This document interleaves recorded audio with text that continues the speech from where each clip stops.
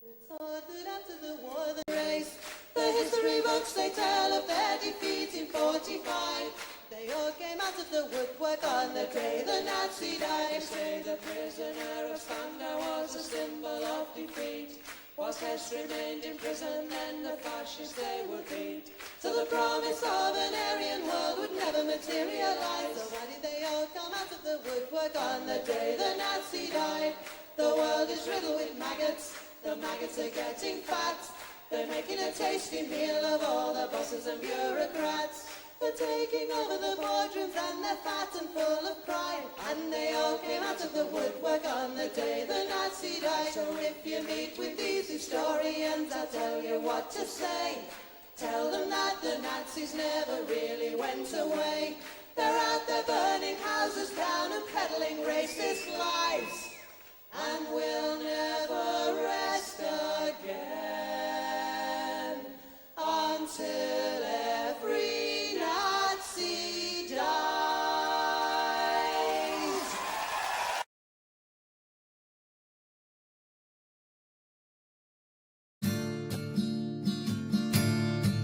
Woke up one morning and there were soldiers. Oh, bella ciao, bella ciao, bella ciao, ciao, ciao. Woke up one morning and there were soldiers. The invasion had begun. Lend me your shoulder, we'll stand together. Oh, bella ciao, bella ciao, bella ciao, ciao, ciao. Lend me your shoulder, we'll stand together. But I feel my time has come, and if I die here for the resistance, oh bella ciao, bella ciao, bella ciao, ciao, ciao. And if I die here for the resistance, you must lay me in my grave among the flowers upon the mountain. Oh bella ciao, bella ciao, bella ciao, ciao, ciao. Among the flowers upon the mountain, let me rest among the brave. Someday the people will pick the flowers. Oh bella ciao, bella ciao, bella ciao, ciao, ciao. Someday the people will pick the flowers, and they will remember my name. This is the flower of the resistance. Oh bella ciao, bella ciao, bella ciao, ciao, ciao. This is the flower of the resistance, and those who died for liberty. This is the flower of the resistance. Oh bella ciao, bella ciao, bella ciao, ciao, ciao. This is the flower of the resistance, and those who died for liberty. This is the flower of our resistance, and those who died for liberty.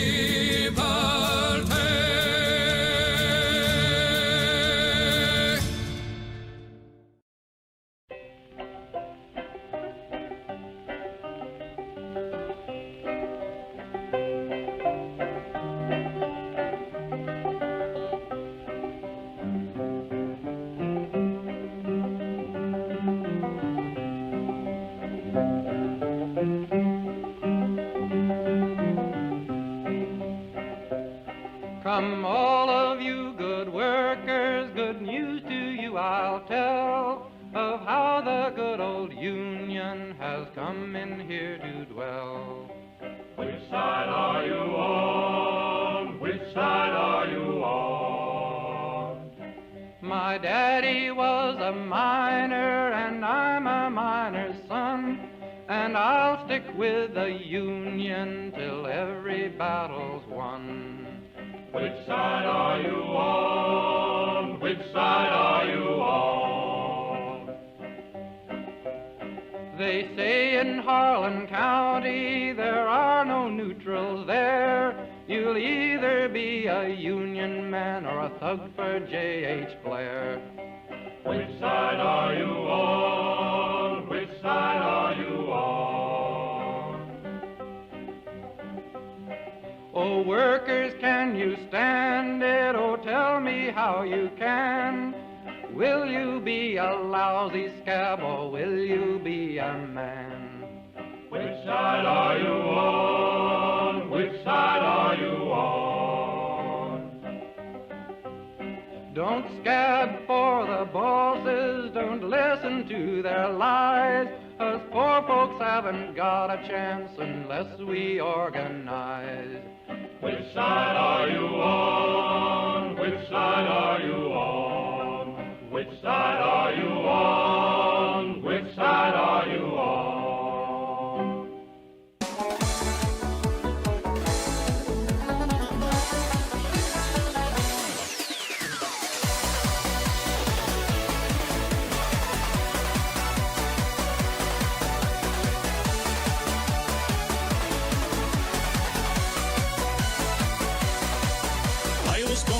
Street where the lion runs do be, and the lovely English people walked all over us.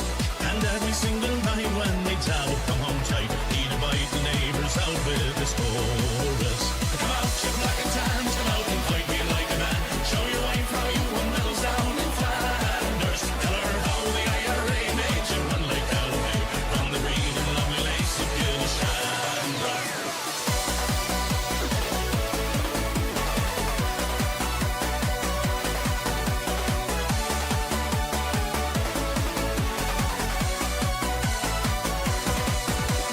Tell us how you slew them old Arabs 2 by 2.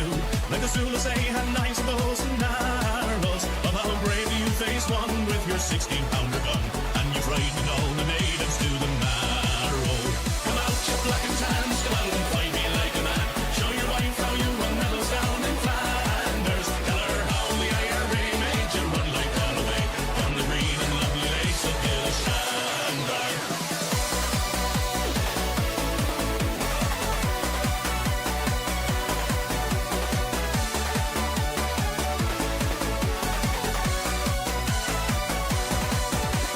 Let us hear you tell how you stand the brave Parnell and taught them well and truly persecuted. Where are the stares and jeers that you proudly let us hear when our heroes of 16 were executed? Come out, you black and tans, come out and fight me like a man. Show your wife how you won medals down in Flanders. Tell her how the IRA made you run like Galloway from the green and lovely lakes of Gilshandra.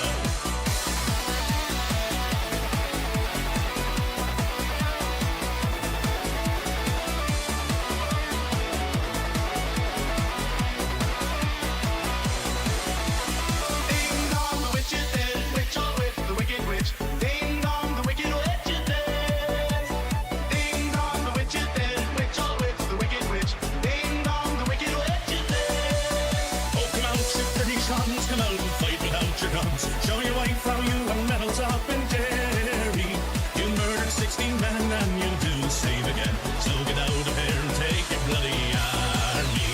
Come out, you black and tans, come out and fight me like a man. Show your wife how you won medals down in Flanders. Tell her how the IRA made you run like Galloway from the green and lovely lakes of Gilshandra. Oh, come out, you black and tans, come out and fight me like a man. Show your wife how you won medals down in Flanders. Tell her how the IRA made you run like Galloway from the green and lovely lakes of Gilshandra. Buckingham Palace announced the death of Her Majesty Queen Elizabeth II.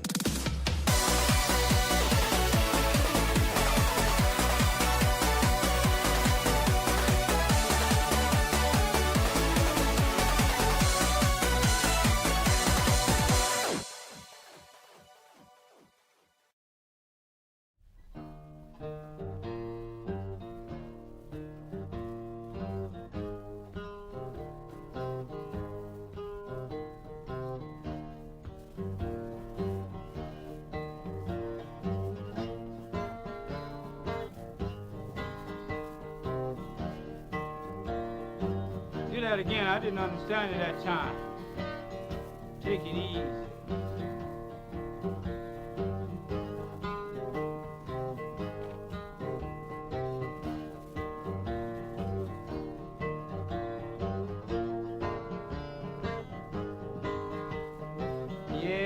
Yes, Mr. Hiller.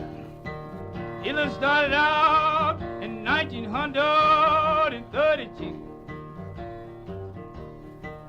Hiller started out in 1932. When he started out, he took them home from the Jew.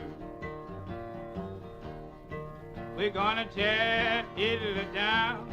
We're gonna tear Hitler down. We're gonna tear Hitler down someday. We're gonna bring him to the ground. We're gonna bring him to the ground. We're gonna bring him to the ground someday. When Hitler started out, he took the Jews from their home. Hitler started out, took the Jews from their home. That's one thing, Miss Hitler, you know you done wrong. We're gonna tear Hitler down. We're gonna tear Hitler down. We're gonna tear Hitler down someday. Hello there, guys, gals, and non-binary pals. How are we all? Why is my camera showing a tiny bit of wall instead of just flag? Fuck. That's better.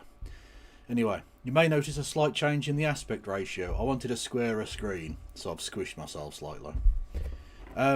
Anyway, how are we all? Are we well? It is a god tier intro. Thank you very much for noticing. I put a small amount of effort into that, and by small I mean small. Yeah. Kev's looking slim. Well, again, it's just because I've squished myself. But he did. I mean, the making of the slightly skinnier Kev is entirely a secondary. That didn't need to happen, did it? Entirely a secondary benefit, I suppose. Like I don't really care. I'm a fat cunt. I'm perfectly happy come to terms with that. Being healthy is not as good as tasty food tastes. Does that make sense? Yeah. And a square head, suck my dick. Suck my fucking penis. Some people. Anyway. I always read the banner behind you as Zotran. That is not what it says. Yeah, I've been to a local hostelry. Couple of beverages, watched a game of football. Decent. Quality afternoon / early evening spent. Yeah. Fact. Anyway, I mean, I wish I could tell you more, but there isn't. One thing that did slightly worry me a second ago is I was, just preparing and stuff, and so I looked away from chat. I had to, do some stuff, and hang on, I suppose I should show this on screen to get the full effect. So the first few comments come through from people after you did the thing. You send the broadcast goes live and you say the thing. You start the thing. And the first few comments come in, and it was, pretty standard fare, nothing particularly major going on. And then I'll show you the screen I see, or behind the scenes here, chat. Hang on, if I can. Why is my connection's not unstable? Shut the fuck up, fucking Twitch, you cunt. Honestly, I really should stab Twitch up. That's a joke, by the way, Twitch. Boom. Anyway, so this is the screen I see, right? That hello, chat. Say hello to yourselves. Anyway, so the first few comments come in. It was nice. By the way, thank you, Sam. Who is it? Sam Outside, for becoming a member. Much like, or subscribing, I should say. Thank you very much. And then boom, massive Tito. Honestly, startled me a little bit. Like, I mean, I was just saying the other day, look, massive Tito can't hurt you. It isn't real. But 30 bits to gigantify an emo says otherwise. I presume that's a no justice one, is it? Yeah, no justice Tito. Well, if you want a Tito face, and why wouldn't you? Joseph Broz, Nazi Slayer, and all the rest of it. Salutes in chat. Absolutely epic work. on the whole killing Nazis bit. That was nice. Yeah, and that scared the shit out of me for a second. Yeah. Anyway. But this is not about massive Tito, okay? Or small Tito, or regular sized Tito. In fact, it's absolutely nothing to do with Tito tonight. You know, not. I can't say that's going to be the case every night. He may occasionally pop up. Thank you, Wayward Historian, whoever that is. I don't know who that is, but they've been with us for 59 months apparently. No idea who that is. Anyone got any clues? I mean, you should probably leave. It's 59 months. It's a mental sickness at this point.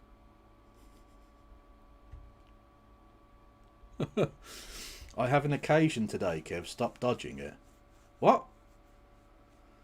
What are you talking about, Phantom? Firstly, I am not the keeper of your fucking diary. If you have an occasion to go to it. You can watch the VOD later, or just miss a stream. It's not the end of the world. And secondly, what am I dodging? What's the dodge here? Thank you, 255. Not thank you so much, but just, yeah. Thank you for existing, 255. Kev, do you honestly think enough people know the name of the capital of Greenland to get that joke? No, but like, I specifically did a ghosts-related joke in the last stream or the stream before, knowing that virtually no one would get it. And I still did it, because the thing you've got to bear in mind is that my humour, much like all of my content, is for my own amusement. That's it. I couldn't give a fuck if people get the joke or not. For those who don't know, Nuke, N-U-U-K, so because you can't say N-W-K, because then they think it's a W. It's not, it's double U. So N-U-U-K is the name of the capital of Greenland. So the joke is, will it get nuked? Because Donald Trump has access to nuclear weaponry. Terrifying. Anyway, thankfully there aren't any hurricanes there, so it's unlikely at the moment. But anyway, you know, I do jokes for me. I don't expect anyone to ever get them. When they do, I'm elated. But I also feel sorry for the person, because like, if you get my jokes, then it means you're a bit like me, and that's just sad for you. You know. Newark. Newark. Yeah, I suppose that kind of works. Yeah. Nuke, New Jersey. No, don't do that. It's suffered enough. This is the third time I've mentioned today's my birthday, and I will be celebrating. Oh, sorry. Apologies, Phantom of Black. Well, happy birthday. How old are you? You don't have to tell us, and even if you lied, how would we know? Make up a number. I don't know. But anyway, everyone sing happy birthday. Metaphorically, because if you sing it literally, then you're just in your house on your own singing fucking happy birthday to a person you don't know. Which is, I mean, you know what? Fuck it. Do what you like. It's your life.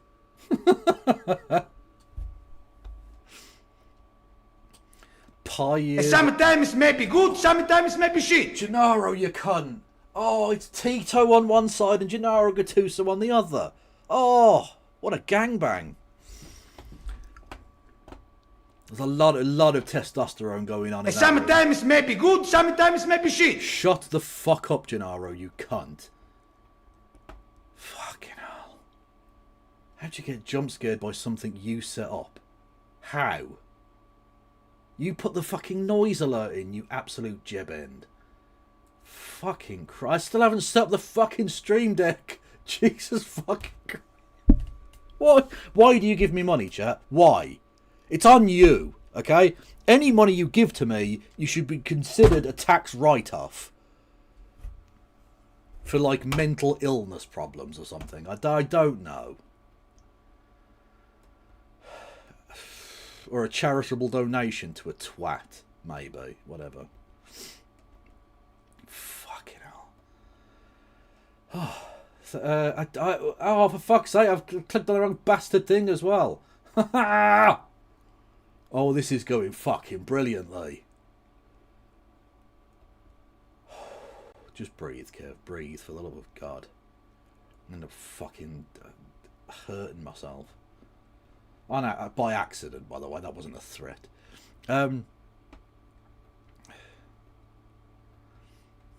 Is it bad that you feel like you should do a wellness check on yourself? The melt. Fucking hell, there we go.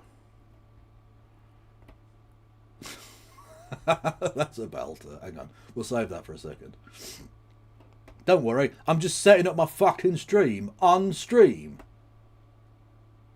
Nothing weird about that at all. I'm a belligerent drunk, clearly.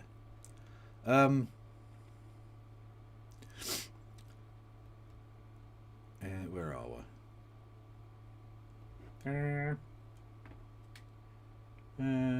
How do I go onto the thing? See, I've gotten out of the rhythm of doing this now. Ah, there we go. There we go. Sorry. I'm not sorry. I don't give a fuck.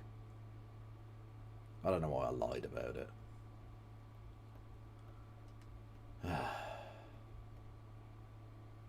What am I doing? There we go.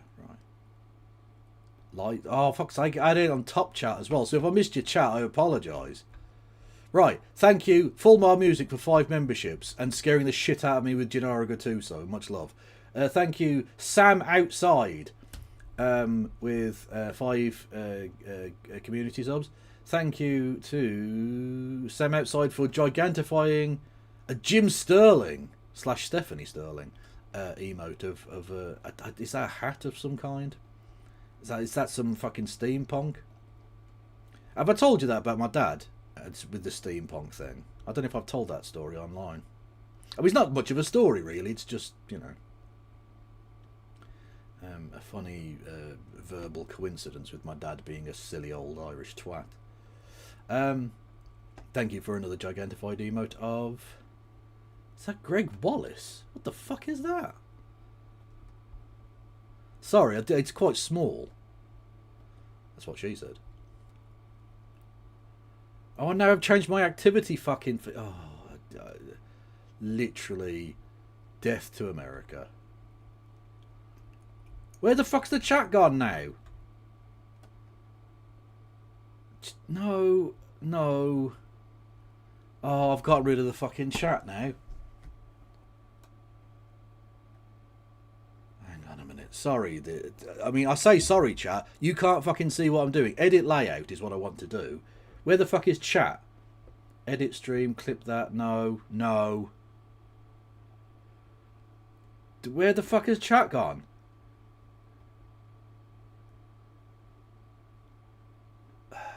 Fuck off.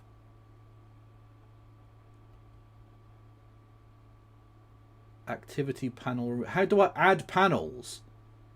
I wish to add a panel to this, and it won't fucking let me. You know what? Fuck off, Twitch. I'm not even... If you're in Twitch chat, I can't fucking see you. I don't know what's going on. Kill me. Just fucking... In Minecraft, actually kill me.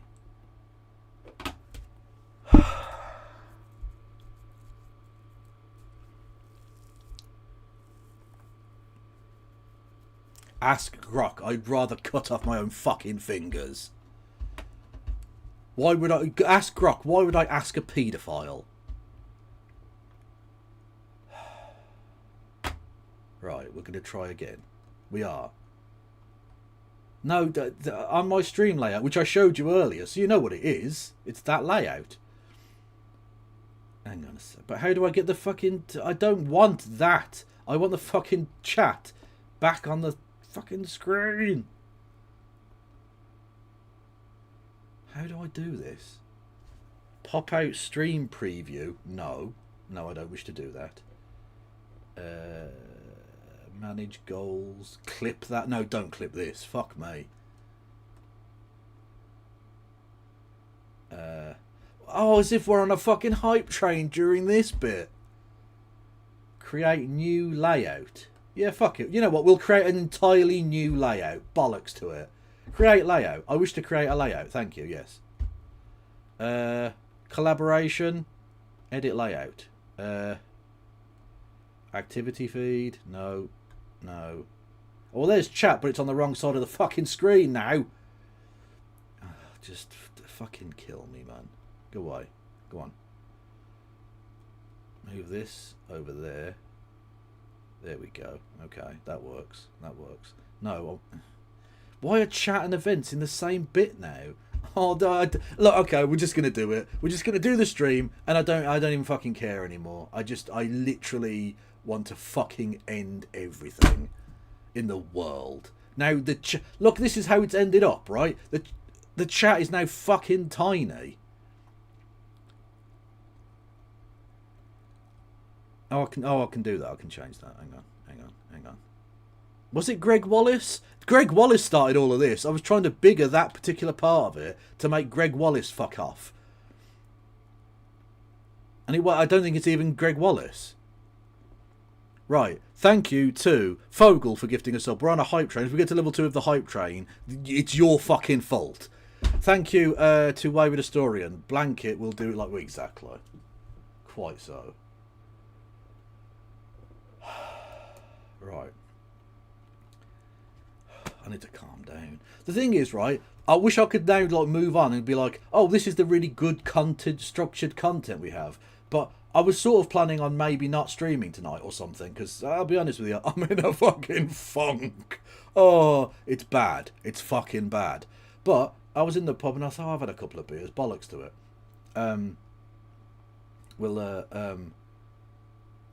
Oh, okay, you know what? 255, yeah, we haven't done this cunt in a while. We'll do this bit. Right. 255, take the wheel. You know what you're doing. Right. So, we're going to do... How many times have I said the word right so far? And I haven't done anything right. So this was the meme 255 made an hour ago. That I said, oh, we'll save that for a minute. Boom. Fucking hell. Right. So it's actually quite a good joke. It's another Mr. Streamy. I mean, that is a violation. You just assaulted me. Look, are you making it fatter and rounder every time? Anyway. Mr. Streamy looks at his window, out his window in January, right? So in the Northern Hemisphere, January is winter. So just, these winters get... now the things in the fucking way...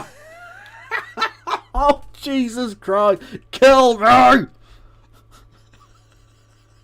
Your poorly timed generosity is unwelcome at this moment. Sometimes may be good, sometimes may be shit. Fuck off!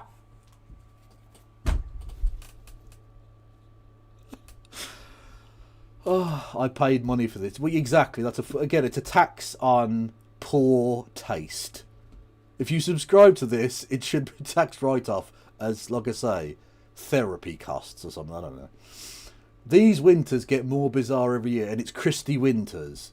You see what's happened there?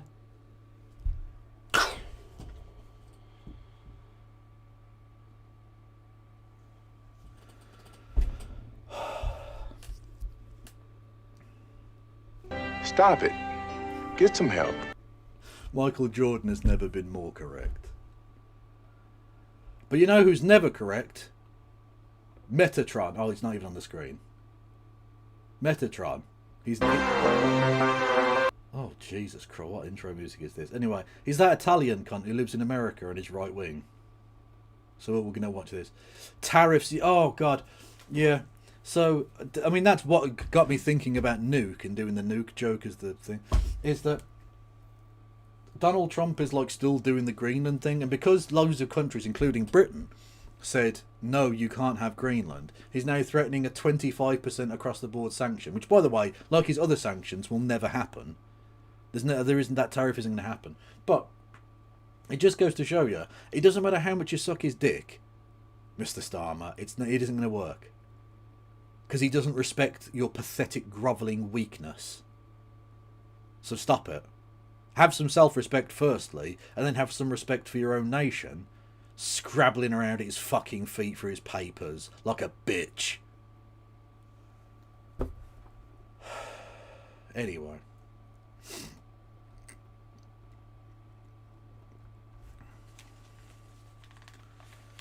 Why is there sick on my keyboard? Because I snuck into your house and threw up on your fucking keyboard.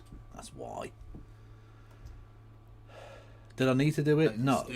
No, I fucking didn't. Should I have done it? Absolutely not.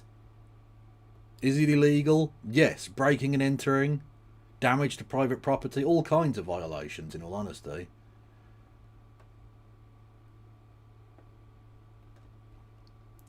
Thank you, Carl Brown, for your unfortunately timed generosity in gifting a membership on YouTube, which nearly made me have a mental breakdown. Thank you. I'm only joking, but thank you. Thank you, Niall, for resubscribing and for gifting 10 community subs, which honestly is so undeserved. Like, giving me money at any time is undeserved, right? But especially during this stream at this time, I've never less deserved your financial support than now, which is why you should subscribe and become a member and do bits, messages and super chats on the platforms. Fuck it. There's never been a better time to give money to someone who completely and utterly does not deserve it. You could give that money to a charity.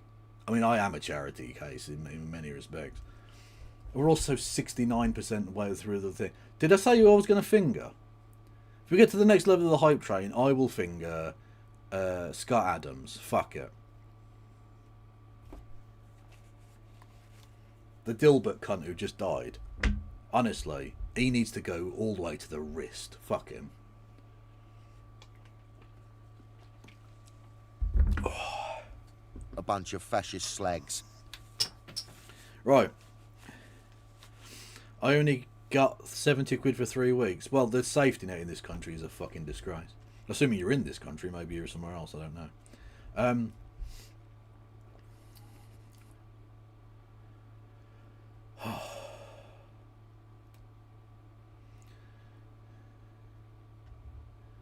I can do a tenner. If you've only got 70 quid for 3 weeks, you can't give me £10. That's ridiculous.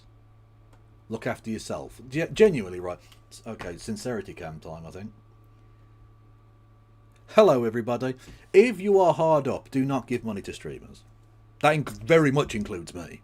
But even the good ones, even ones who do deserve your support and need your support, no.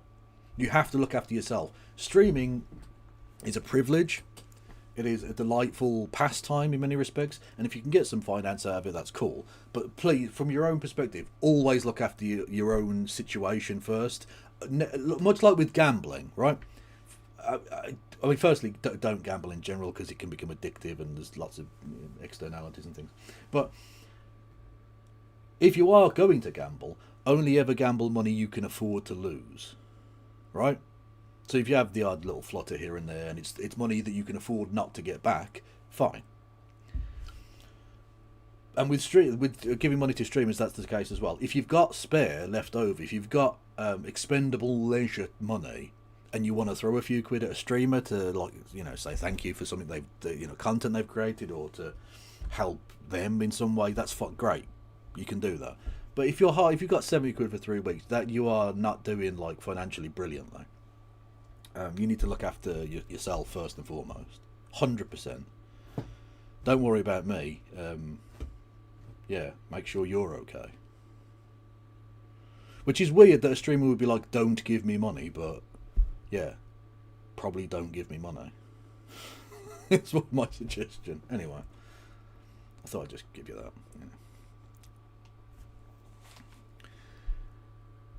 Yeah. Boom. Yes.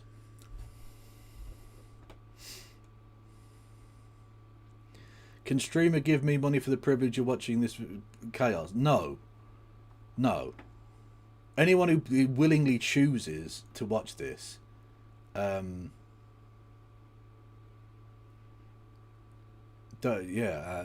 on you. It's like what I say with drugs, right? People can put into their body whatever they like. If they want to. That's entirely up to them. But know that lots of things will fuck you up. And that's sort of on you in a sense. Certainly when you start. Obviously, if you become addicted, then it's a medical problem. But like, if you choose to take heroin, knowing what heroin is, that it's sort of on you at that point, right? Whereas, you know, with streaming, it's like you could be watching good streamers, but you've chosen to watch me, which means something has gone wrong in your life. I don't know what that is, but I hope you seek help for it. Thank you, Refit Man, with 200 bitty bits for Kev's head widening font. That's not happening. We're staying in this aspect ratio for a little while. I basically wanted that flag to sort of fully appear. Basically, I know it's the 2 bits at the edge of the thing, but that's fine. You can read Zoran, right? But on a sort of square screen rather than it being like a photograph shaped. Does that make sense? Anyway, right. Yes, Metatron, right-wing Italian wanker who lives in America. Boom. It's called, this video is called, I Can't Believe What the Pope Said. A stiff dick of poop. Thank you, Bilderberg, for gifting a sub to Jim Speak. Much love.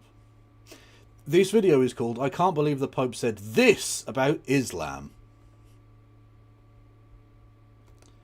Okay. So this is going to be apparently a call for the Pope to do religious division, I guess. For the Pope to be like, you know what, we really should do a holy war. We haven't done a crusade in a little while, have we? I feel like we don't do enough crusading. Deus Vault 2026, am I right, chaps?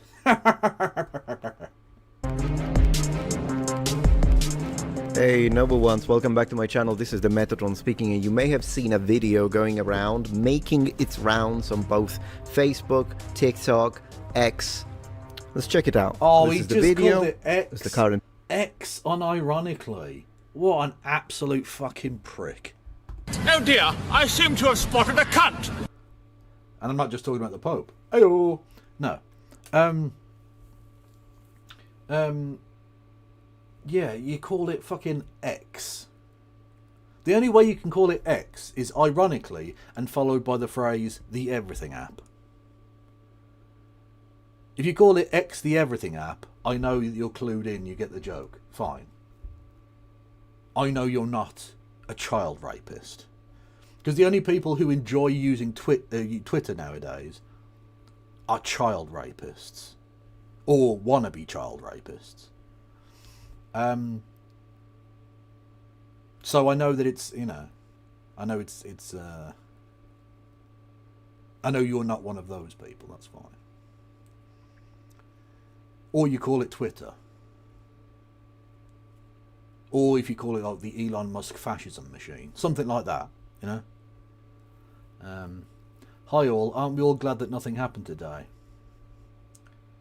Do you want to talk about it, Asfrens Rost? Do you want to open up? This is a safe space, okay? You can tell us. We know you're hurting. We know that certain things that happened in Manchester today touched you deeply. And that's fine, okay? It's a perfectly normal reaction. We've all been there. When you're ready, you can open up to us. We'll be here for you.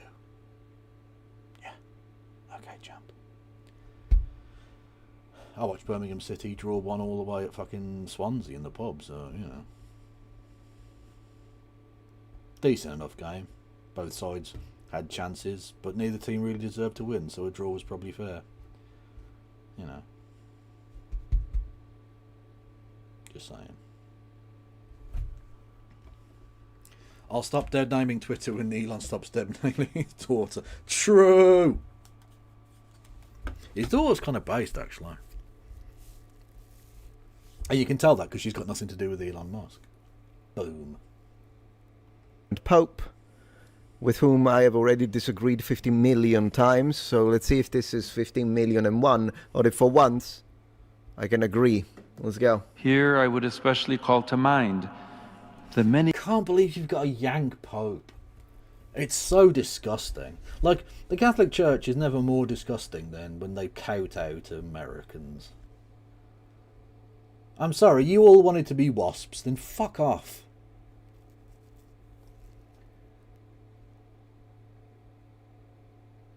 Vivian is cool indeed. Indeed, but she's not the coolest trans Vivian that we know. Just saying.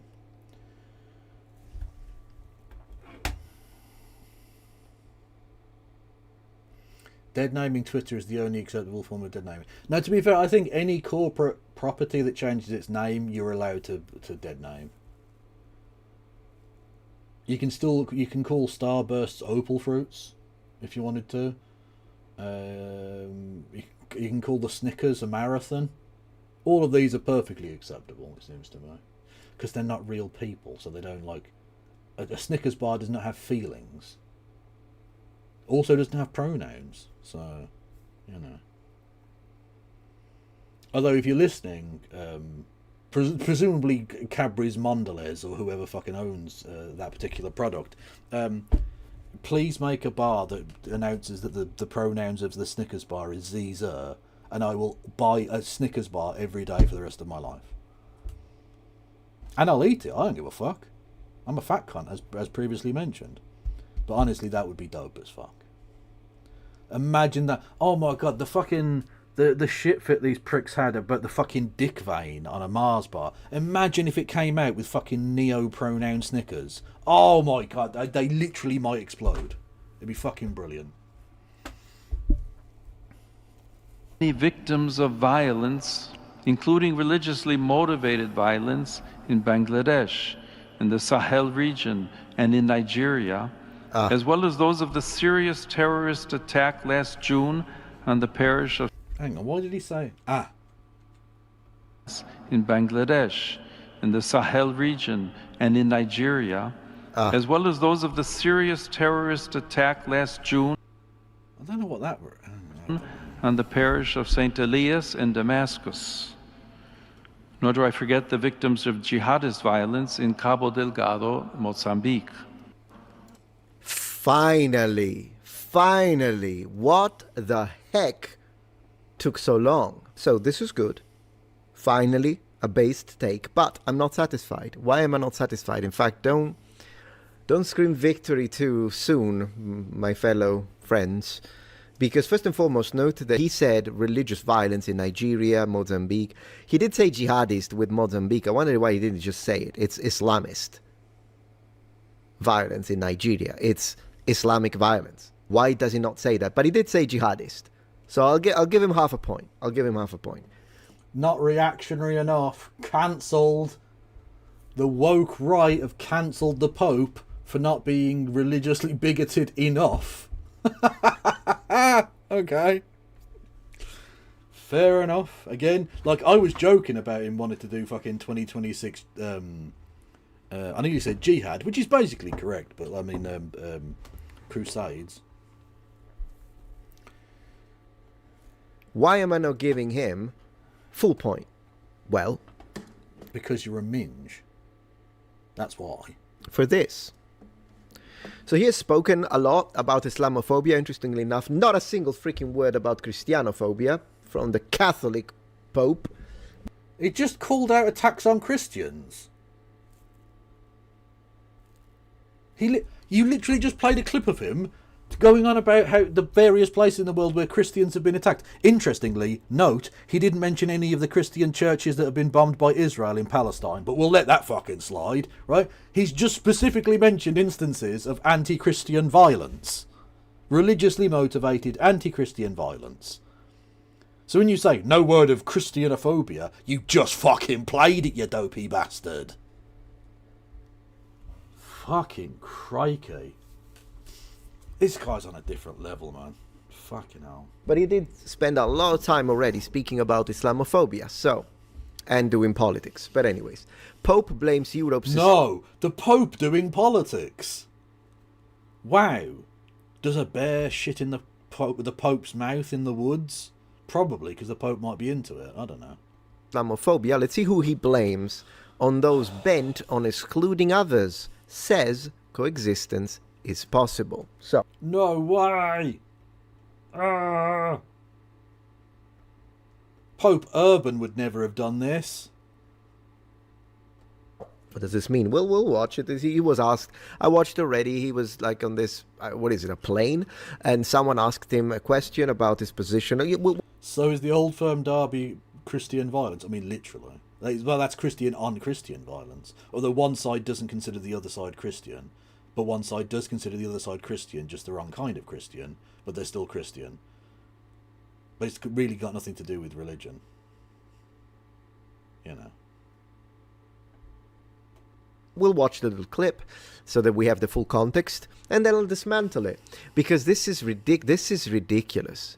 This is, I'm just going to say it, victim blaming. And those victims are Christians.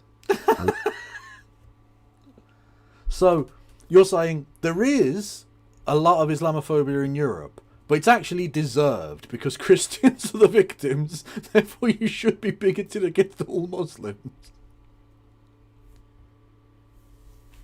I mean, at least in a roundabout sense, it's kind of honest. At least he's saying the quiet bit out loud. You know? I'll give him that much. A lot of those victims. And for what? I'll talk about this as well, since I have actually an interest in historically when it comes to this. But anyways, let me see if I can find it. Did you know the Romans were fine because they didn't have to exist around Muslims? Yeah. Exactly. The only reason that Islam was allowed to exist is because the fucking Roman Empire died. So you can blame fucking Arminius. You can blame the fucking Germans for the rise of Islam. Yeah, clip it. I don't even fucking care. A clip for you. Alright, let's watch the clip so we have the full context and I'm not like misrepresenting. Let's go. Santità, l'altra domanda viene da Michael. Sorry, I have to translate it then. And the other question comes from Michael. Let's see if he does it in English. I think he says it in English. De La Croix. Okay. Hello, Your Holiness. Thank you for this very interesting trip. You just talk about continue to build bridge between different worlds. And I like to ask, some Catholics in Europe believe that Islam is a threat to a Christian identity of the West. Are they right? And what would you say to them? So, before we get into that, what a great description. Boo Germans, the Brits of the continent. So true. So true. Germany really is the Britain of mainland Europe. God, that's disgusting, isn't it? Okay. All of the conversations that I had during my time... So I can't take the Pope seriously in an American accent. I can't do it. Honestly, if I ever hear the Pope say aluminum or badminton, I'm going to fucking lose it. Honestly, I'm going to lose it.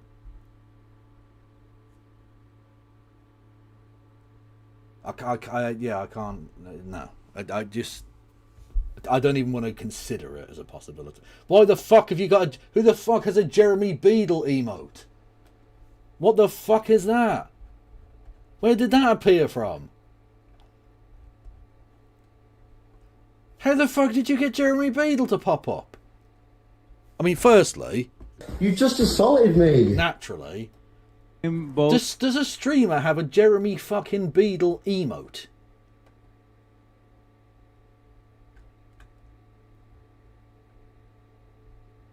Where is this? I can't... who posted that? I'm not imagining Beadles now, am I? Who posted that? Out yourselves, you cunts. Oh, fuck right off! Phantom!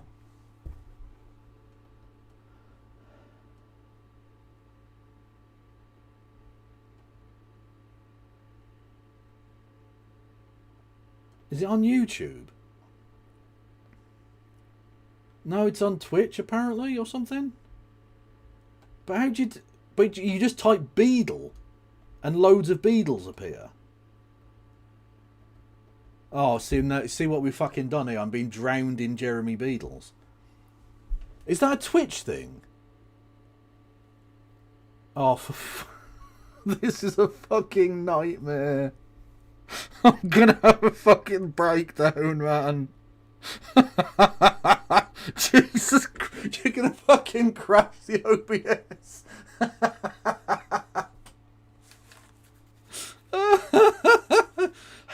How did this happen? I didn't know you could make your own fucking emotes. That's not one of mine, is it? And it doesn't belong to anyone else. So how did you make that?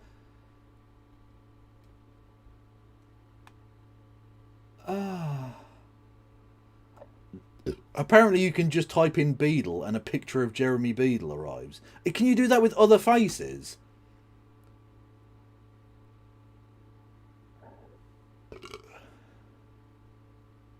Beatlemania. There you go. You know what? You go clap. You go clap. Where are we?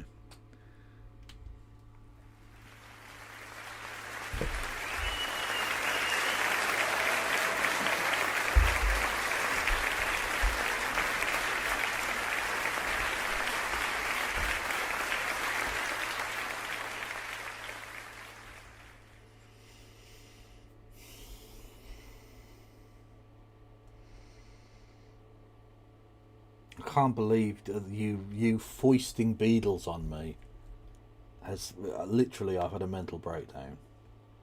You're just going to find me in a catatonic state gibbering to myself. This is the sea of Beatles. Look at this. This is fucking ridiculous, you cunts. Fucking Christ. Alright, we're moving on. It's a BTTV. Oh, I think I've got some emotes on there. Didn't I put some emotes onto BTTV or something?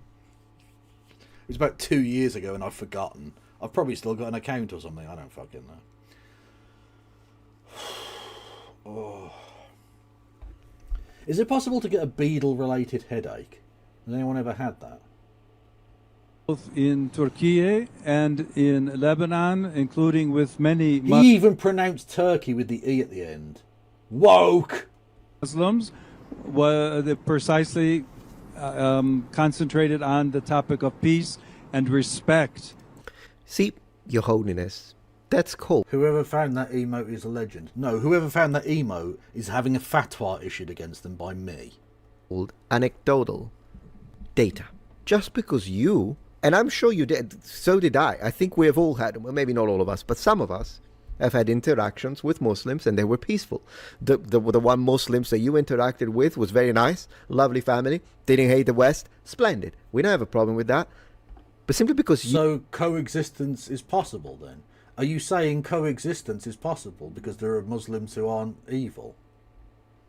Because you know you're going to get cancelled, right?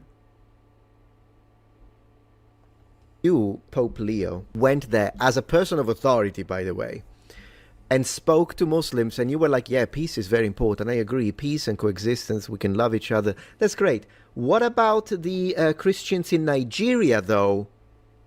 Because that's the base of... Okay, but you literally did whataboutism there. You understand? You literally did what about the Christians in Nigeria. And you say what about them? He literally already mentioned them in the clip you played earlier. So it's not like he hasn't addressed this. It's not like he's unaware of it. You heard him specifically say the violence in Nigeria. You get a beadle. You get a beadle. You get a beadle. You get a beadle. You get a beadle. Beadle, beadle, beadle, beadle, beadle, beadle, beadle, beadle. You just assaulted me. You just assaulted me. You just assaulted me. You just assaulted me. You just assaulted me. You just assaulted me.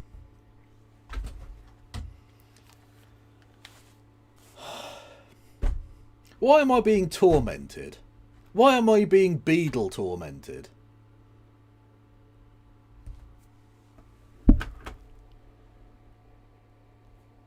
Haha! Phantom, it doesn't post a thing if it hits the character limit. Dickhead! That question. And, of course, Islamic violence from illegal immigrants in the West. It's another... It's kind of a... Why specifically illegal immigrants? Are you unbothered by the legal migrants doing things? Are you unbothered by people who aren't migrants at all? It's just illegal migrants, okay. A multi-layered question. We all know it. So just... Also, I thought you didn't equate migrants with Islam, because there are loads of Christians, the people you seem very concerned about apparently, who are migrants.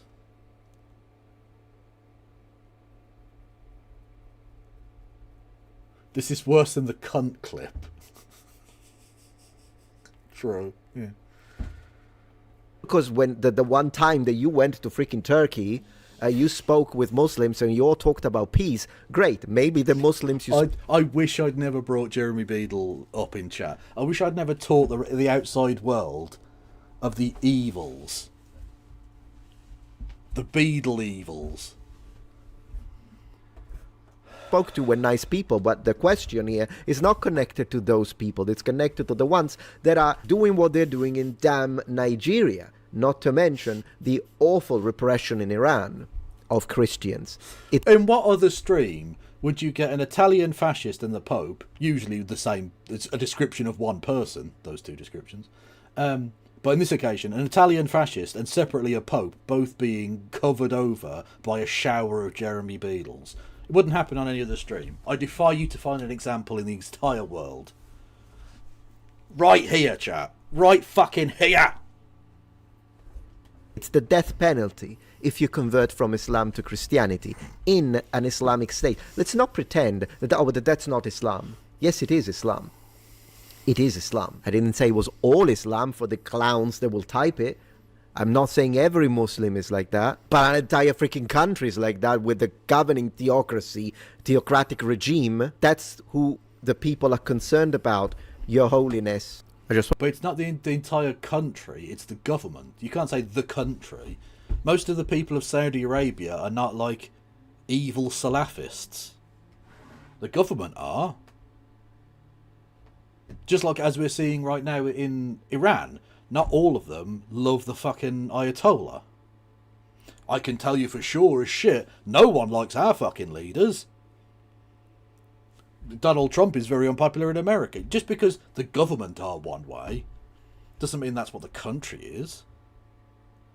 The amount of Americans I meet who apologise for Trump, who a generation ago apologised for Bush, and before that apologised for Reagan. By the way, stop electing cunts, please. But secondly, like, you don't need to apologise. It's not on you. Unless you voted for them and you've seen the light, in which case, fair. But, yeah, if you're just, like, not a fascist, then you don't need to apologise for that, because that's not on you. You're not at fault there. Well, outside of the fact that every time fascism arises is because people, as a general thing, didn't do the right thing at some point. Or shirked responsibility or whatever, you know what I mean. But that's like a general thing. No one person is to blame for it. Just like this great, it's not just great man history shit, but like, you know, people blame like Gavrilo Princip for the First World War. That's absurd. You can blame him for the things he directly did, which, you know, one can take a nuanced view of. By the way, that's the guy who shot Archduke Franz Ferdinand in Belgrade and all the rest of it. Sarajevo.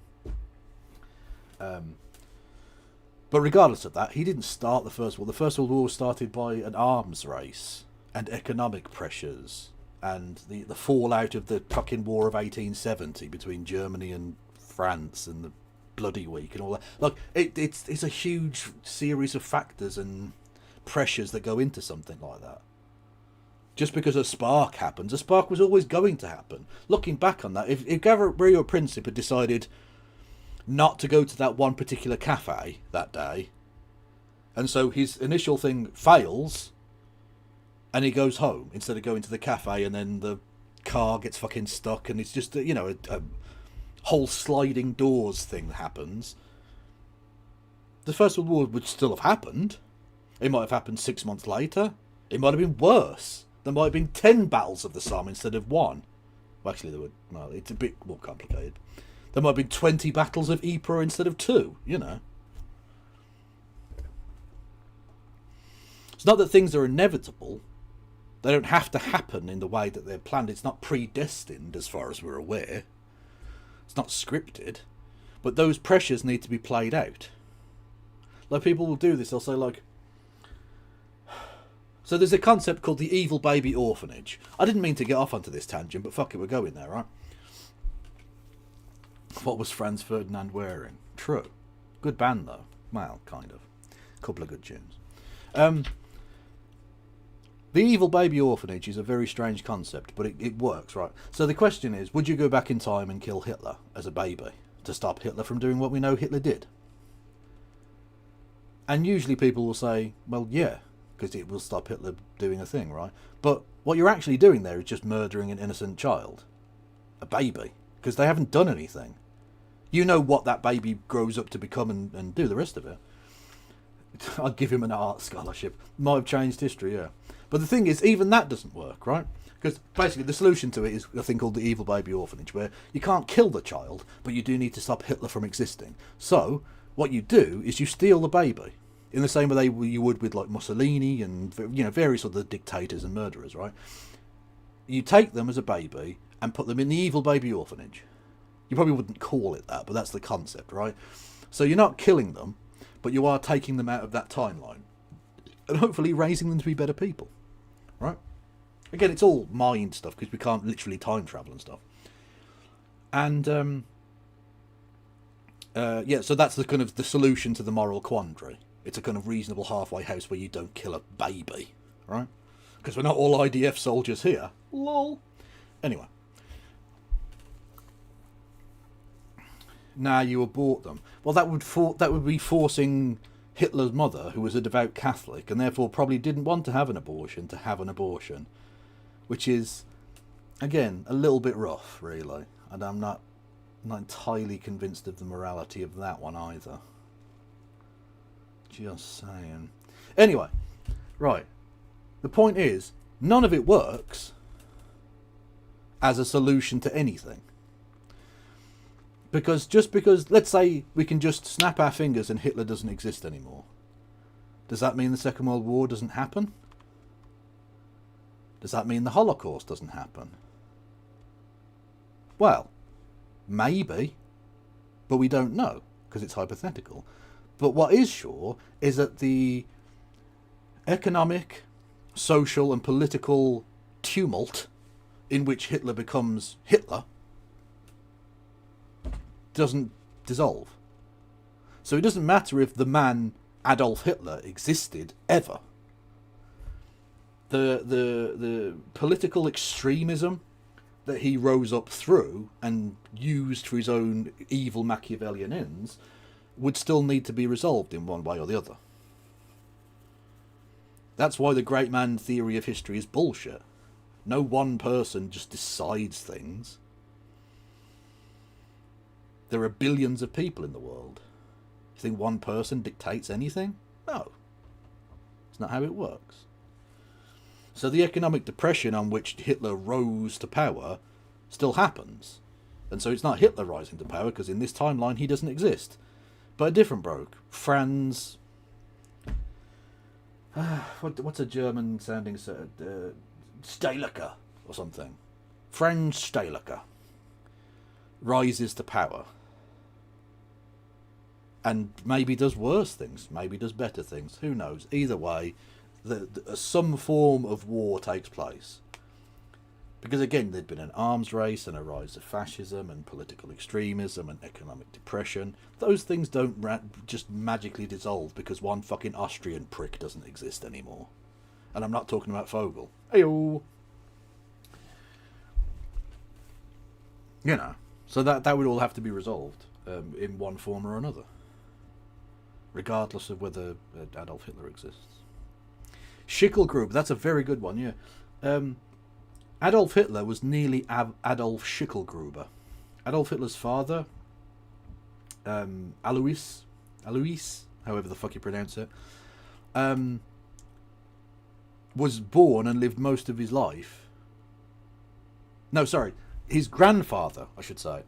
Adolf Hitler's granddad was Schicklgruber for his entire life. His father, in his 40s, just before he met Hitler's mum and became... Well, actually, no, he'd met her before, but before he married her, because they were actually cousins. It was gross. Like second or third cousins. They had to get a fucking church dispensation to get married and stuff. Gross. We don't know if he had webbed feet or not, but you know. Anyway, and he was way older than it. It was very gross. Yes. Yeah. So Adolf Hitler's granddad, as an old man, having essentially abandoned the person who he claimed was his son, although he might not have been, we genuinely don't know, in order to claim an inheritance, not posthumously, later in life, when he was in his 70s and Adolf Hitler's dad was in his 40s, came back to their hometown to claim fatherhood of this Adolf Hitler's dad, and to change his name from Schicklgruber to Hitler, although it wasn't actually really Hitler, it was Heidler, but he changed it to Hitler in order to get out of a debt that he'd previously had. And so his dad changed his name from Schicklgruber, which was his mother's name, to Hitler. And then like 2 years later, Adolf was born. So he was very nearly Adolf Schicklgruber. And there's no way that Schicklgruber becomes dictator of anything. No one takes Adolf Schicklgruber seriously. You just don't. You can't be the hard man of Europe invading places and all the rest. No one's shouting Heil Schicklgruber. It's not happening. And all because of a person who probably wasn't his granddad wanted to claim an inheritance. Kevin Logan Gruber. True. I want to take a second to say how grateful I am to each and every single one of you who chose to subscribe to this channel. I never take it for granted. Suck my dick. He's in the thousands by now. Now, don't get me wrong, I respect people's choice to unsubscribe from my channel. It's not like I'm owed a subscription or anything. It is your choice. I respect it. But I don't respect the idea of people being forced. Trump became Trump. Well, that was to anglicize. That happens all the time. So people know when they move to Anglo countries, the foreign names can mark you out as different. So they change it from Drumpf becomes Trump. John Bercow, the former Speaker of the House of Commons, order, that guy, his family were Berkowitz. They're a Jewish family who escaped before the let's call him Adolf Schicklgruber came to power, before the Holocaust, which, you know, cool, they got out, nice.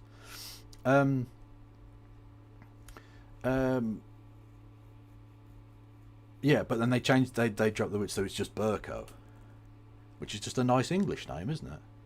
Because they didn't want to be singled out as from the continent and Jewish, which, you know, there were bigots against both of those things here, so, you know, that happens a lot.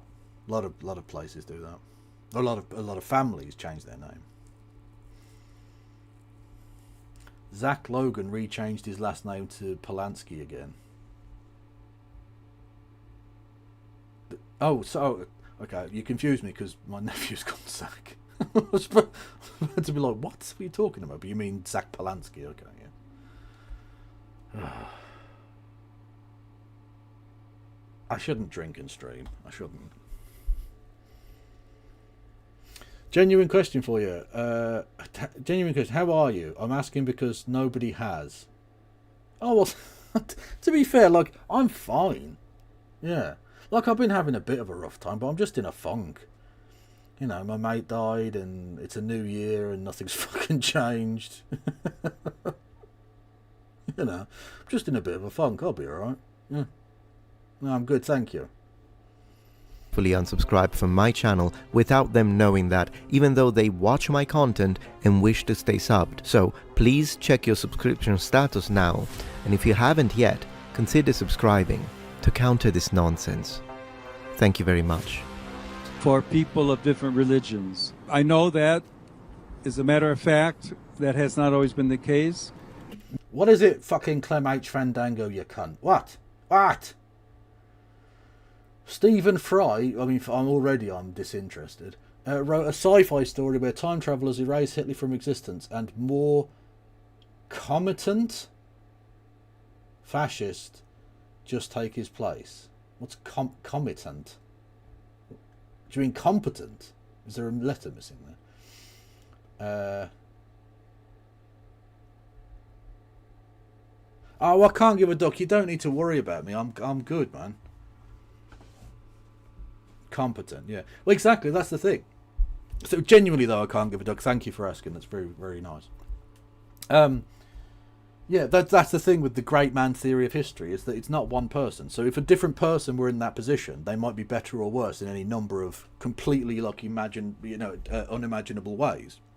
That's why these like alternate history channels are full of shit, because look, you're just guessing. You have no fucking idea how this would play out.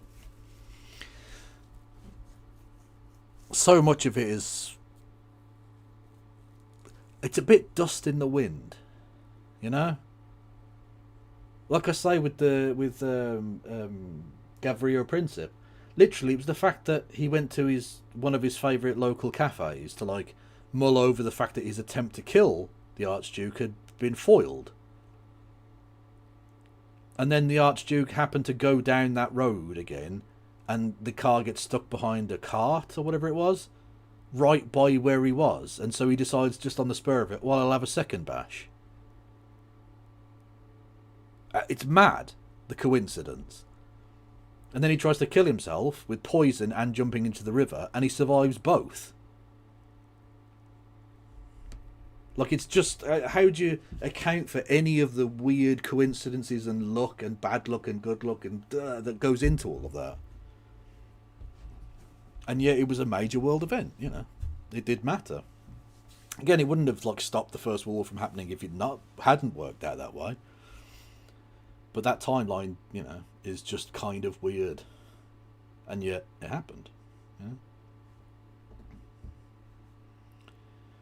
Yeah, the coincidence. Well, because the for those who don't know, they had initially the Black Hand Gang, as they were called, the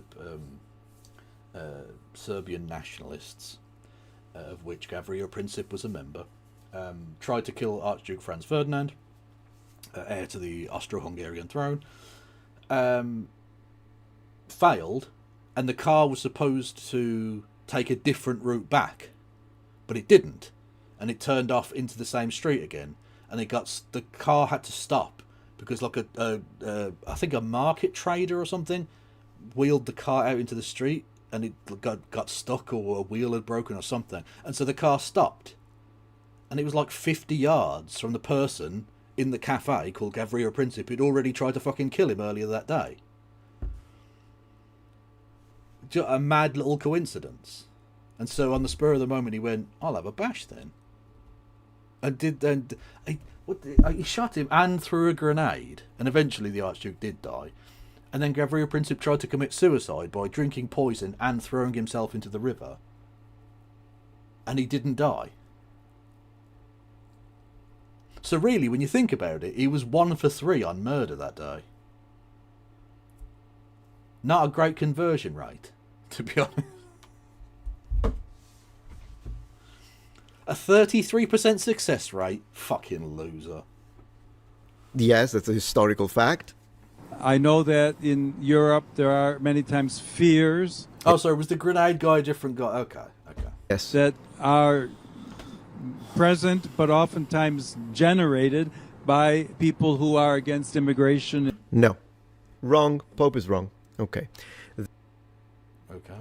The fear of, and in general, fear for your life and for your safety and the safety of your women and the safety of your children is not generated by, oh, it's the far-right anti-immigration bigots again. The fears are generated by the violent Muslims and the jihadists and the people... Again, what immigration and Islam is not the same fucking thing. Like, this is... you understand English well enough, so I'm not going to give you this is a second language, maybe he's just mixing up. No. You want to engage in politics, in any language, get your shit correct, right? Immigration and Islam are two very different things. Okay? Stop conflating them. He said people who gin up fear of immigrants, and now you're like, no, it's the Muslims. It's not the same thing. That commit violence and then laugh about it, go around with a machete in Western European capitals. They are the ones who generate. And I don't even care. We can discuss, if you want, we can go and discuss about the percentages all you want. It doesn't matter. This is beyond the point. Whether it be 50% of Islamic population doing that, or whether it be 0.5% of the Islamic population, is irrelevant to the fact that... No, it's not irrelevant. If literally half the population of Muslims were doing it, A, we'd all be fucking dead, because that's a huge number of people. Like, I mean, my entire city, as famously said on Fox News, is 100% Muslim. Which makes the pork sausages I had earlier very haram. But anyway. And the beer I drank. Honestly, I'm a terrible Muslim. I didn't even go to I haven't been to a mosque in ever. Actually, that's not true. I've been into 2 mosques. Been to, like, the secular meeting rooms where political speakers were speaking. Anyway, but I've never prayed. Anyway, yeah, if 50% of Muslims were doing something, you'd notice. The fact that it's not even 0.5% who go around killing people, obviously, I'd say is a pretty fucking significant difference, actually. Kevin Fidel, nice. They are the reason why people are fed up with it, and also people, there are women that are afraid of... It is victim blaming to tell a woman, a young woman who is scared of going around because of the type of violence that is happening due to illegal immigration from Muslims. Whoa, whoa, whoa, whoa. What about the fact that most rapes that take place are done by people who are here legally, who were born here and have lived here their entire lives? Should women not be afraid of all men then? Because it doesn't matter if 50% of men are rapists or 0.5% of men are rapists. Does it? You see?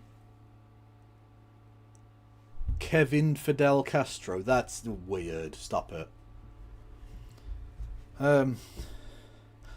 So you've got me double guessing myself, because I was going to say, fuck it, I'll say it, right. I was going to say, that's almost as weird as the Beatles thing, right? But then I stopped and I thought, I don't want to encourage them to do the Beatles thing.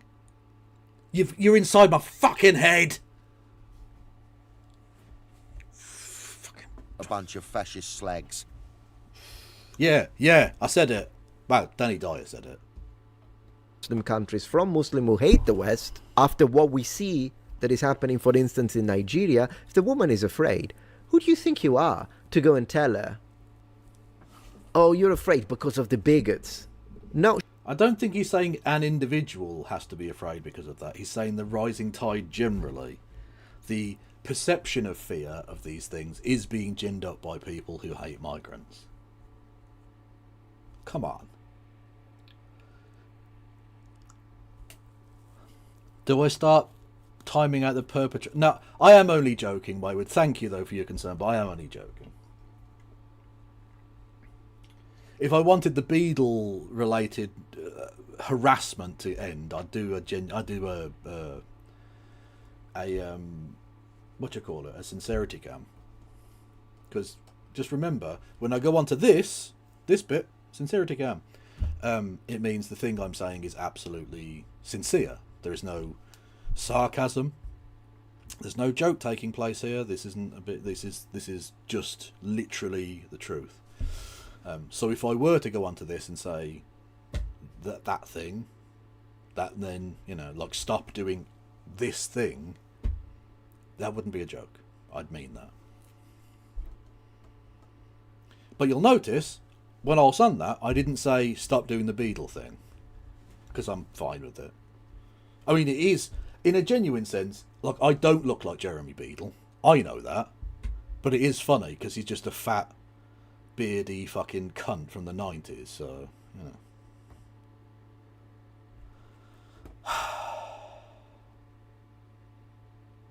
And he's buried in the same fucking graveyard as Karl Marx. It's mental. She's afraid because of the violence. The violence is a fact. That's why she's afraid. And she's right to be afraid. And trying to keep out people who may be from another country. And trying to keep out people who are maybe from another country. It's called borders, and you have them at the Vatican. In fact, they're very tall, the walls that you have at the Vatican, Your Highness. And I would... Yeah, and you're a migrant as well, Metatron. You're an Italian national who lives in the United States.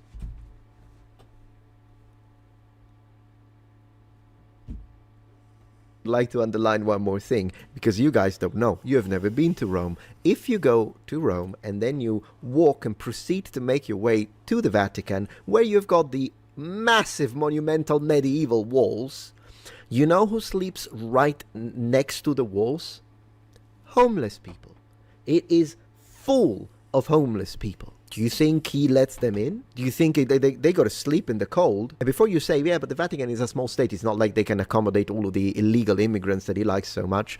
No, but he's got the money. It's like the Catholic Church has got the money to do some shit and chooses not to. And the homeless people, right, but do you know how much property the Catholic Church owns in Rome alone? Problem is, they can't give it to the illegals because they would stop making a profit off of it. So it's a highly hypocritical stance to take. Point a finger and say, all these bigots that want people out. Well, so do you want people out, Pope, because you don't let them in your properties. Another religion, another race. And in that sense, I would say that we all need to work together. One of the values of this trip is precisely to raise the world's attention to the possibility that dialogue and friendship between Muslims and Christians is possible. I'm not against that, by the way. What I'm against is to tolerate the violent ones. They need to be dealt with. And then with the peaceful ones, I have no problem. You believe your thing, I believe my thing, and we can even have a doctrinal debate. Like they used to, by the way, in the Middle Ages. This used to be a thing before we started in between wars, that is. But yes, there were groups that did that. There were groups that even prayed together in the same building. This is historical fact. I will present it on a dedicated video. The reality is, though, what I'm not okay with, which is what his predecessor was trying to do, and therefore I'm kind of afraid that he's going to do the same, is universalism. We Christians reject, true Christians reject universalism because Jesus... We true Christians. Okay, babe. Said, I am the way, the truth, and the light. No man cometh unto the Father but by me, which means... You shouldn't cometh unto anyone's father unless that father is into it, in which case... And it's not your father, obviously. Means you can... Trust me, chat, I've come onto many a father, just not my own. And I've fingered many fathers who are dead. This is true. Believe whatever you want, you have your freedom, and I respect that. But I'm not going to change my beliefs for that. So universalism is anti-Christian at its very core. The idea of which is where I think his predecessor was done. Oh, it's just many different paths to God, but at the end of the day, they're all the same. So you can be an Muslim, you can be a Buddhist, you can be an atheist, you can be secular, but we are all going to end up in the same place. That is not Christian doctrine. It's a Okay. So what? The fuck's this got to do with anything? Okay. Beautiful sounding doctrine, I imagine, to people, but it isn't Christian doctrine. So as a Christian, we should reject it. Doesn't mean that I don't want people to go. I'm just saying I believe in the words of the historical man I believe to be a god, and his words supersede his. I think one of the great lessons that Lebanon can teach to the world is precisely showing a land where Islam, Christianity are both present and are respected, and that there is a possibility to live together. To tell them that, because once they stop doing what they're doing, I'm sure that the bigots will calm down. I can assure you with that. And then there will be like maybe a minute, 0.3%. You're boring. It's so fucking boring. Jesus Christ. Yeah, Muslims bad. Yeah, we get it. Shut the fuck up. Right, I asked on the stream suggestions for what do you want me to take a look at? So let's have a look. Oh, well, that was the one we were watching.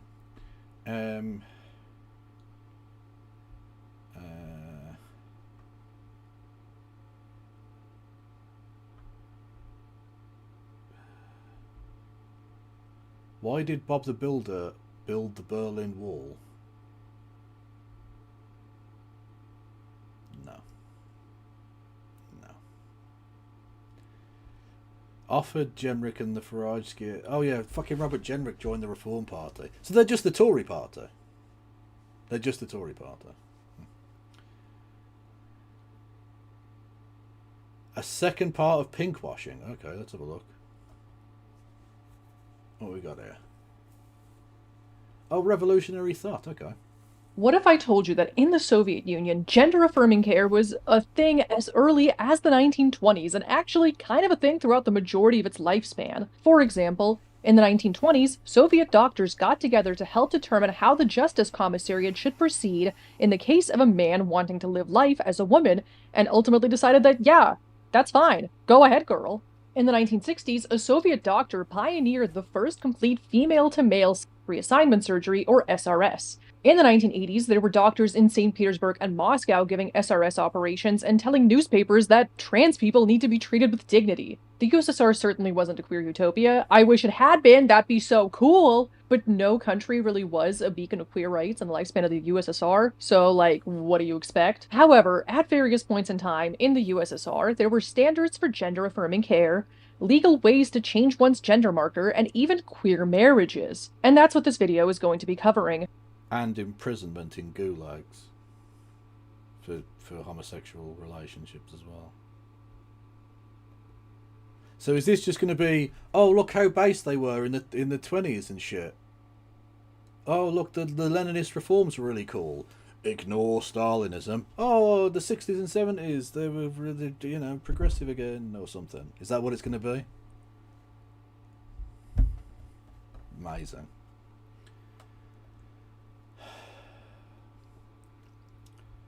Reform have a transfer deadline day. What?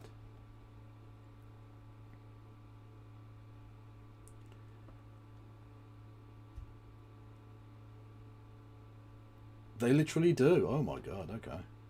Huge announcement from Reform. After May the 7th, 2026, Reform will accept no more Tories. So just another 6 months of all of the Tories joining them, and they definitely won't be the Tory party, honest. Or 5 months, whatever.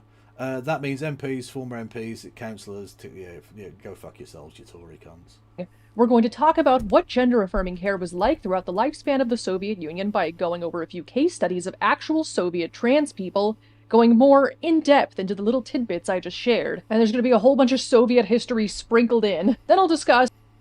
Interestingly, did you know that the word tid, as in tidbits, that you just heard there, it's originally titbits? And it's not a reference to breasts. It just means a little nip of a thing, like a tit. Or something, you know. But Americans decided to change it to tidbit because tit was too rude. So I suppose in this context, if it's some titbits, they got top surgery. That's both an etymological fact and a stupid trans joke. Now, it's a positive trans joke. Do not cancel. But it works. That is a solid piece of humour. Okay? You will respect it. What we can learn from all of this more broadly. When people think of the Soviet Union, I doubt that they think of the trans people that lived in it, but as with any country, at any point in time, there were certainly trans and gender nonconforming people there, and their stories are important to talk about, especially now when the global rise of fascism and conservatism has led to attacks on trans healthcare and attempts to stifle, erase, and suppress the histories of transness, which is historically what fascists tend to do and who they go for first. Like how literal Nazis looted and burned books from Magnus Hirschfeld's Institute for Science, which, by the way, there were Soviet doctors and even politicians like Alexander Kollontai involved in Magnus Hirschfeld's World League for Sexual Reform, and Soviet doctors even held a vanguard role in the international sex reform movement. Fun fact. But yeah, with all the attacks on trans people and trans healthcare and all that, I think it's good to talk about historic trans people who existed. Anyway, before we jump into what life was like for trans people in the Soviet Union and talk a little bit... Why is this fucking human sat in front of a cat? Stop it. Move out the way, you fucking biped. There's a furry god there. I'd much more... Show the cat. Show us the fucking cat. But more about gender-affirming care in the Soviet Union, I wanted to talk about today's sponsor, Aura. Have you ever... Well, I've already got too much Aura as it is. Hey-oh.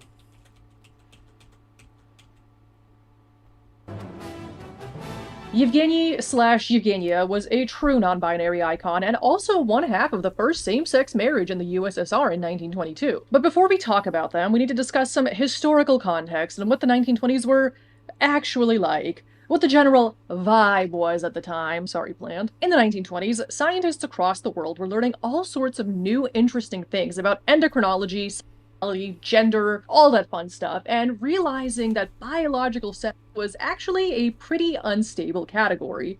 Birds were just spontaneously changing sex. In 1923, Scottish geneticist F.A.E. Crewe wrote about how he successfully transformed a hen I'm part of the F.A.E. crew. What? Into a male chicken. In 1924, American biologist Oscar Rich... Trans chickens! Adult human chickens! W's in chat for the trans chickens. Let's go. published a case study in the American Naturalist describing his observations of a female pigeon catching tuberculosis and then transforming into a male pigeon. And these are just 2 examples of many such studies demonstrating the malleability of the categories of male and... Please do not show J.K. Rowling that piece of scientific research, because she will start a campaign to give all trans people TB. Because she wants them to die. J.K. Rowling wants to kill trans people. Female. Riddle even said that this sort of transformation was wholly probable in humans and that could probably happen to anyone, even without their knowledge.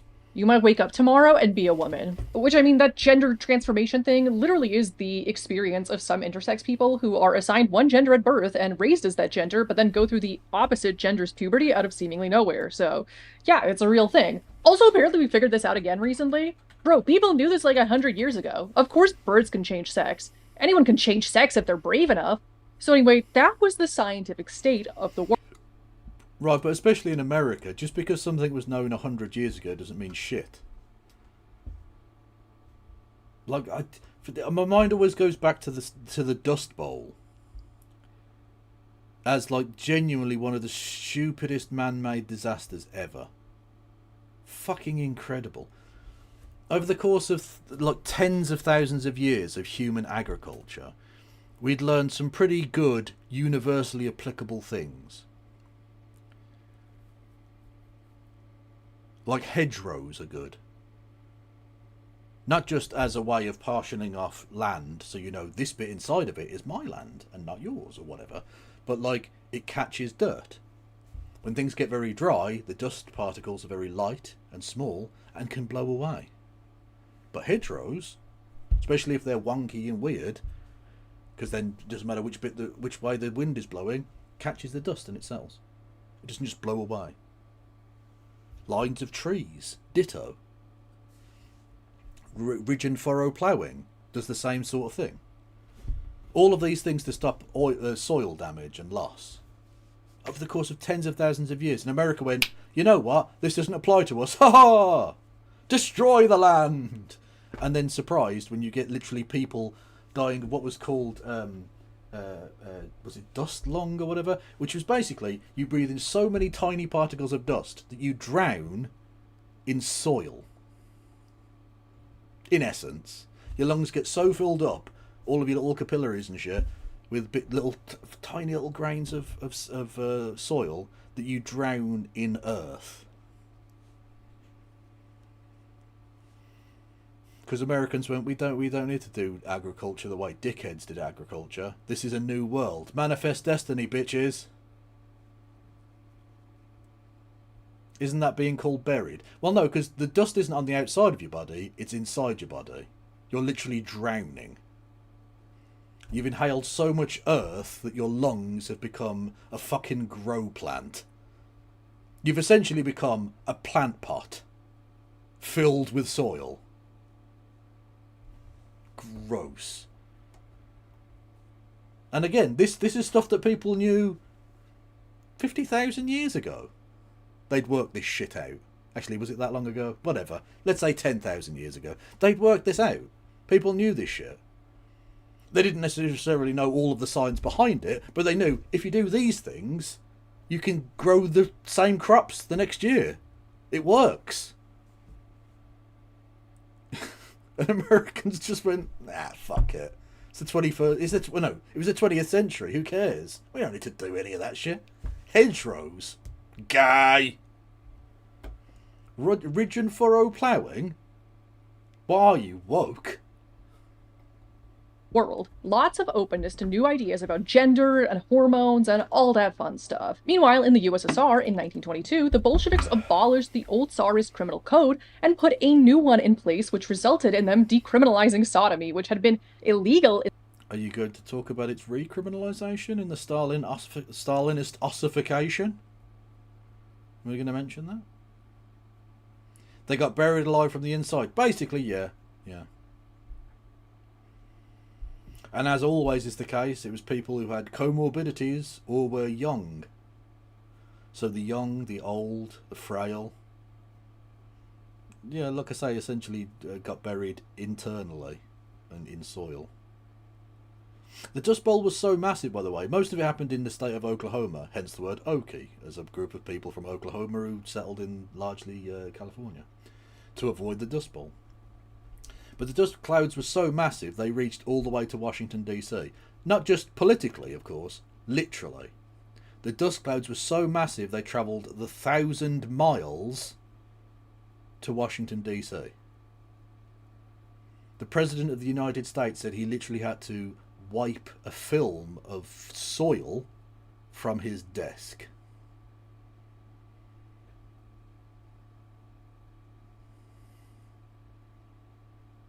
I would have just breathed it out. Skill issue. True. You're just built different. Me and you are just built different. Yeah, just go and the soil will blow away while you're breathing it in. Dickheads.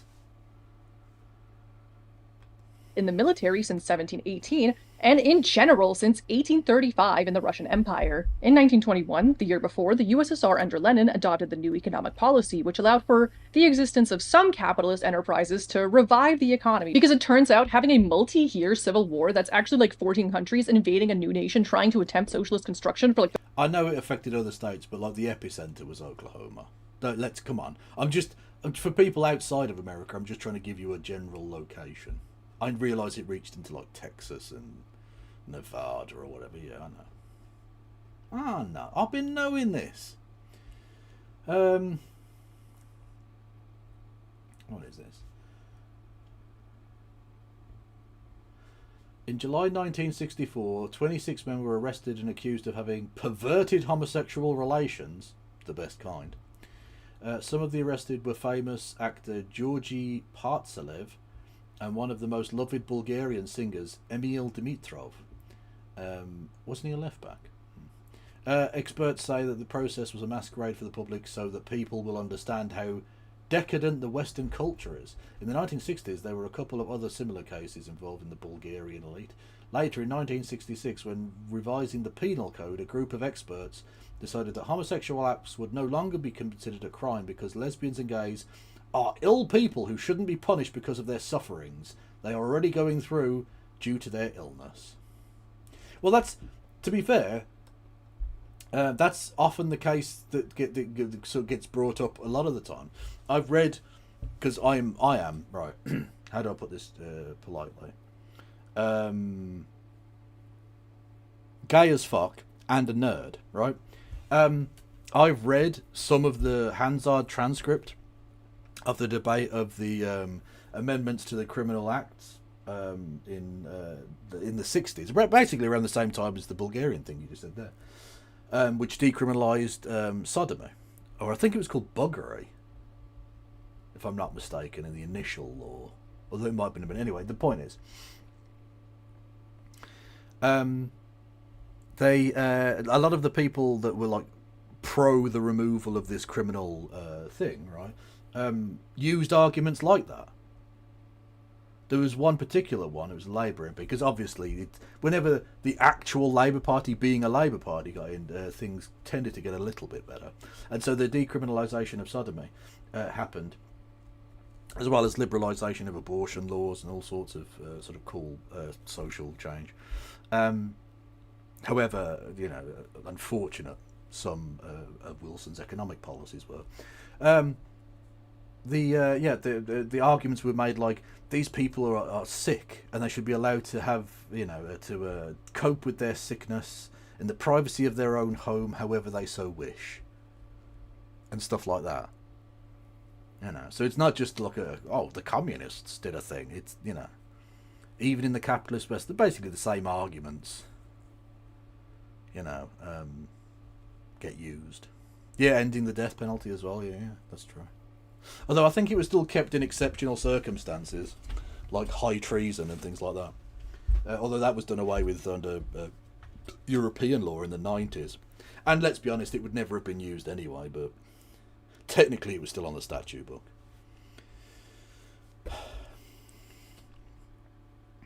I have no idea, Rachel. The first time is not good for production or the economy, especially considering the Russian Empire was a semi-feudal, 85% peasant nation and didn't really have a lot of means of production to seize, so obviously they weren't producing that much to begin with. When it came to the topic of homosexuality and gender nonconformity, Bolshevik revolution... What I would ask this person, by the way, is, they're clearly very pro-queer rights and stuff, and that's cool. But how do you square that with, like, your weird tanky thing? Because, A, the Soviet Union wasn't great for queer people. It may have been better in some respects at some points than other Western countries and things like that.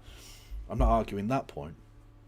And secondly, how do you square it with the fact that most tankies, most people who support the Soviet Union in some form or another, are deeply queerphobic? Not all of them, of course. There are many very fine people in that regard.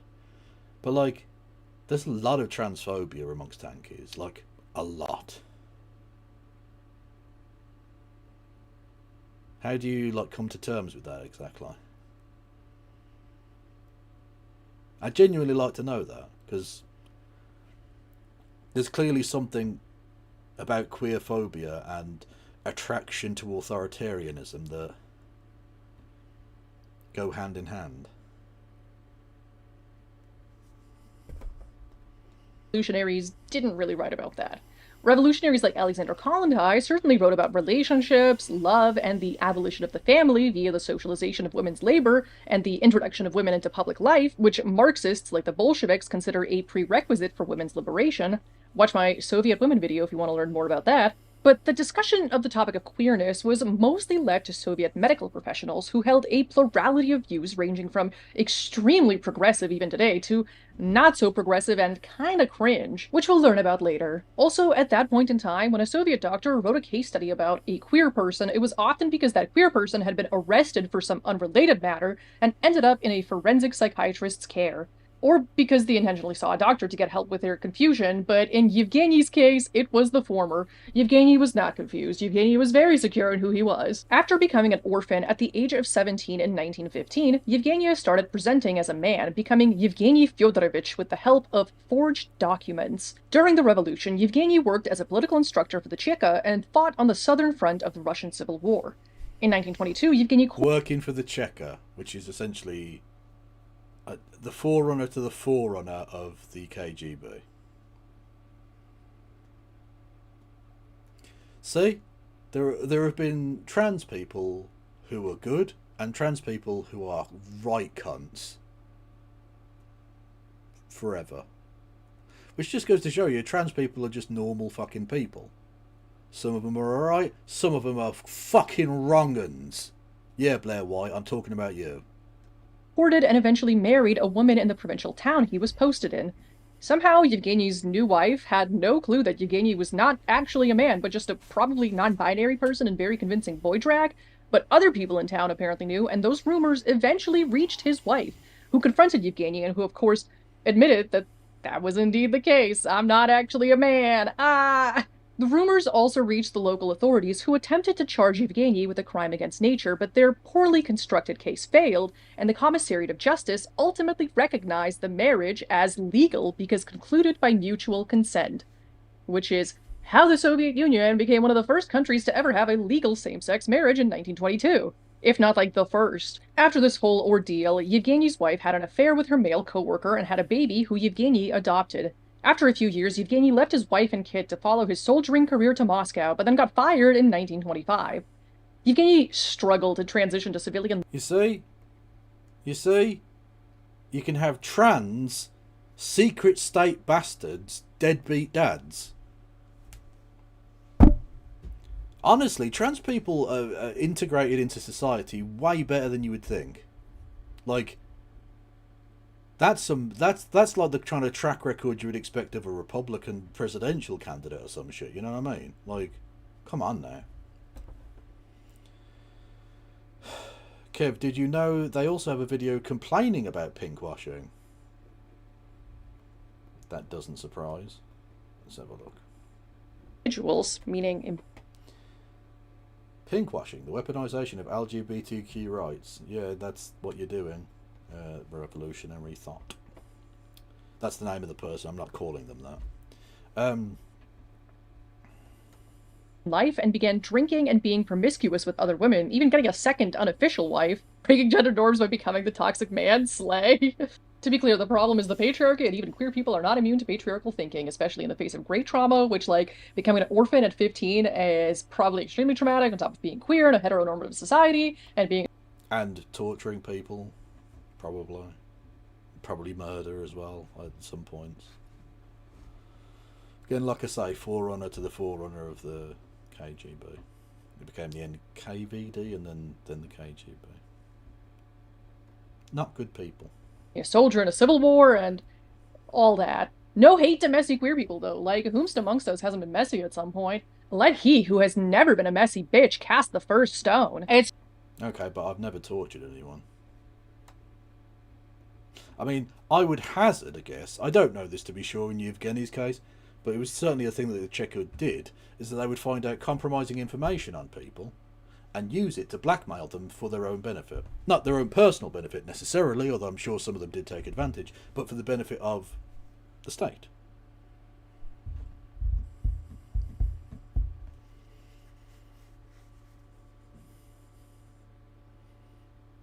Much like the, was it the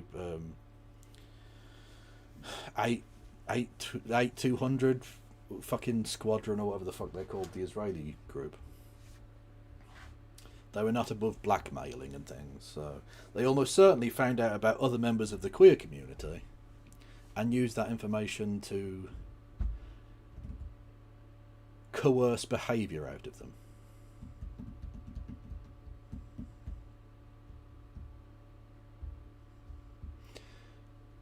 I have to change. Revolutionary Thought and I are in the video are dressed identically. I mean, slay, I guess. Is this just Soviet apologia retransfer? Yeah, basically. Yeah, this is pinkwashing of the Soviet Union. I would hazard a guess they skip over the Stalinist. It's called ossification, but basically the Stalinist regression is what I would imagine. You've got the choker on as well. Honestly, it's a serve. Sure not gonna be me. Anyway, the reason Yevgeny ended up in the care of a forensic psychiatrist was not because he was too messy or slutting around too much, but because in 1926, complaints began to accumulate that she was impersonating bureaucrats and party members for profit, and her drinking led to disorderly conduct. She found herself repeatedly before police and courts for hooliganism and extortion until Dr. Edelstein examined her at the Moscow Health Department's Bureau for the Study of the Personality of the Criminal and Criminality. I mean, I guess that's kind of messy. Is impersonating bureaucrats being a messy gay? During Yevgeny's tenure as Dr. Edelstein... Okay, but they said for their own personal benefit to do extortion. Like, I don't really know. It could have been trumped up charges or whatever, but, like, if you're impersonating bureaucrats to extort people, I think that goes beyond messy. I think you're just a bad person. Like, I think you're a bit of a cunt, in all honesty. Just saying.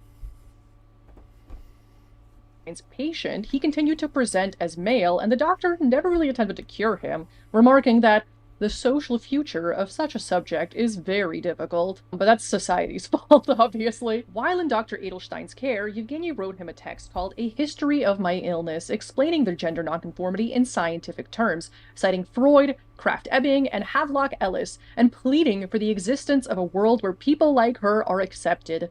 According to Healy, elite psychiatrists acknowledged that her reading of recent international scientific literature was impressive. Yeah, I was about to say, like, Freud would have been contemporary.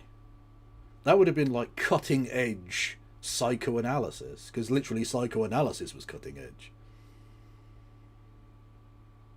That is quite impressive, because he didn't write in German, and I don't think he wouldn't have been translated into Russian straight away. So did she read English or German? Presumably.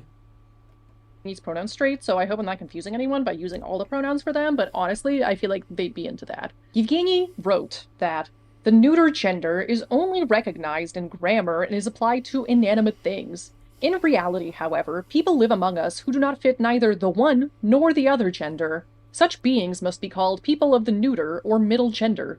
People of the middle gender will begin to feel a sense of responsibility before society and become useful to it only when that society stops oppressing them and strangling them due to its lack of consciousness and its petty bourgeois barbarity. Honestly, a true non-binary. I mean, that is a fucking epic statement. Petty bourgeois barbarity. Oh, pour it on me. Icon. In Homosexual Desire in Revolutionary Russia, Dan Healy notes that although at this point in time people knew that animals could change biological sex and that advances were being made in endocrinology, Yevgenia, interestingly enough, never sought to medically transition via surgery or hormones, even though she certainly would have been aware that that's a thing that can be done. Yevgenia simply hoped for a future where people like her were no longer disrespected. Yevgenia pleaded, in effect, for the social... Oh, my aspect ratio is off because I've changed it slightly. I wanted to squish things a little bit to make it squarer. The portrait shape was annoying me.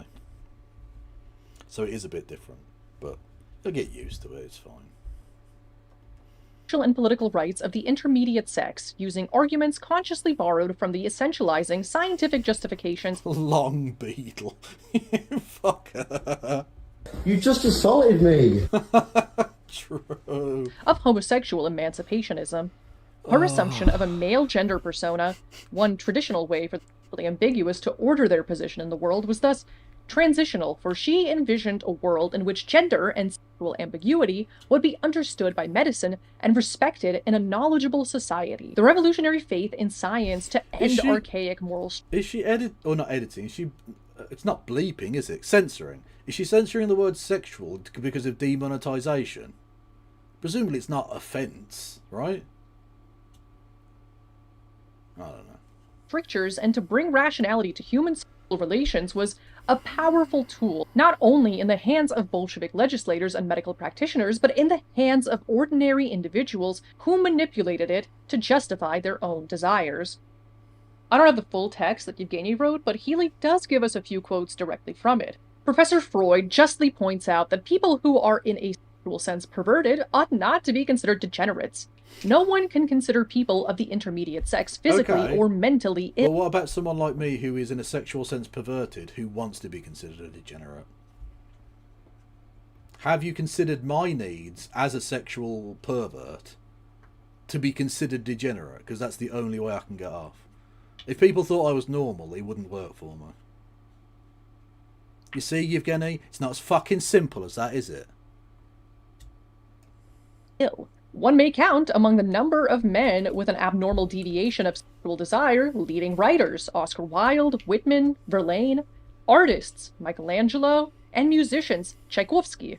And this clearly proves that it is impossible to dismiss people of the intermediate sex to the category of the mentally and psychically disturbed. It would be preferable when judging homosexual persons, homosexuальные люди, if their personality and mental capabilities were taken into account before all else, and not their actions, which are a private matter, частное дело. Just as for normal people.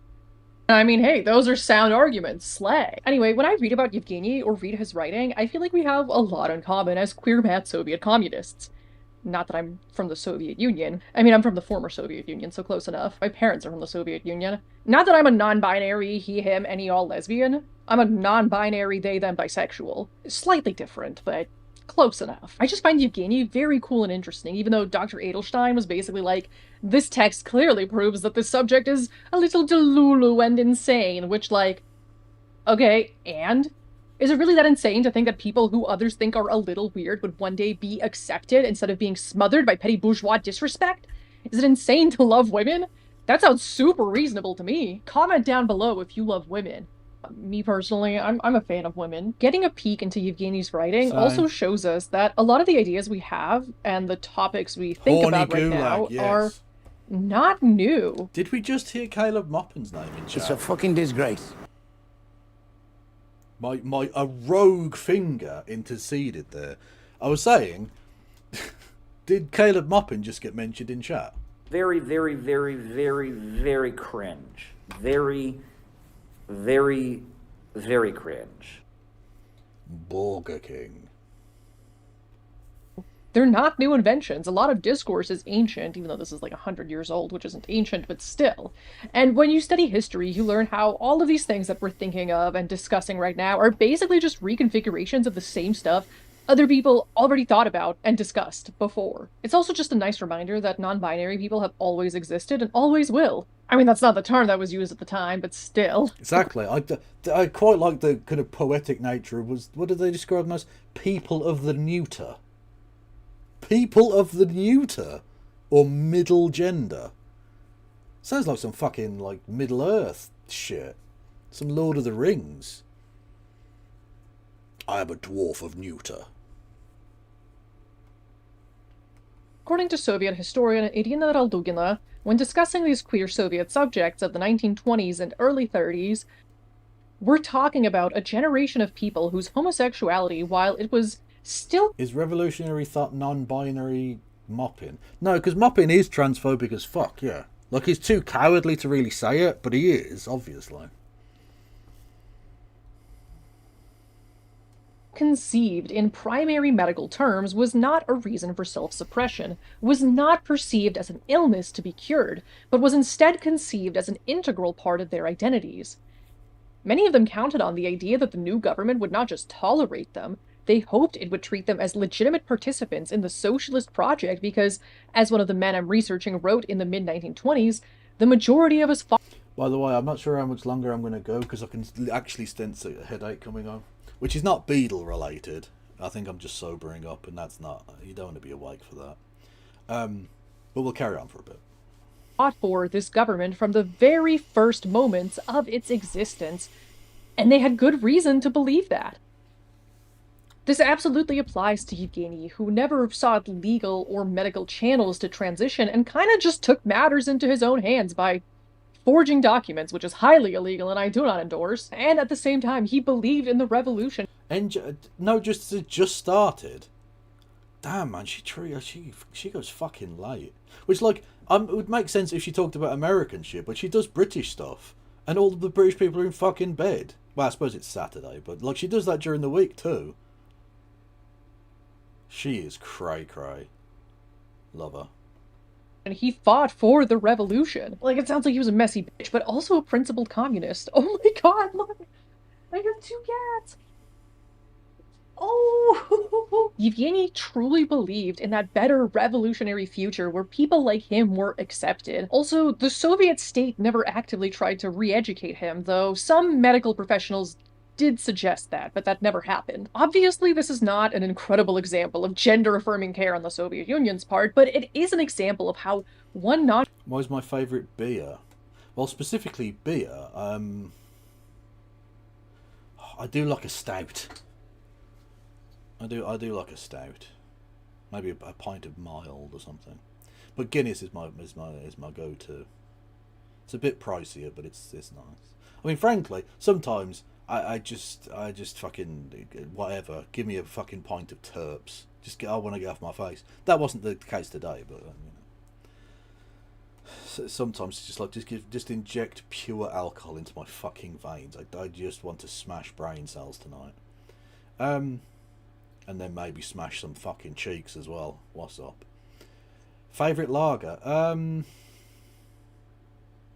gonna sound poncy as fuck, but I do like a kind of European sort of pilsner, a decent strong, punchy lager, you know.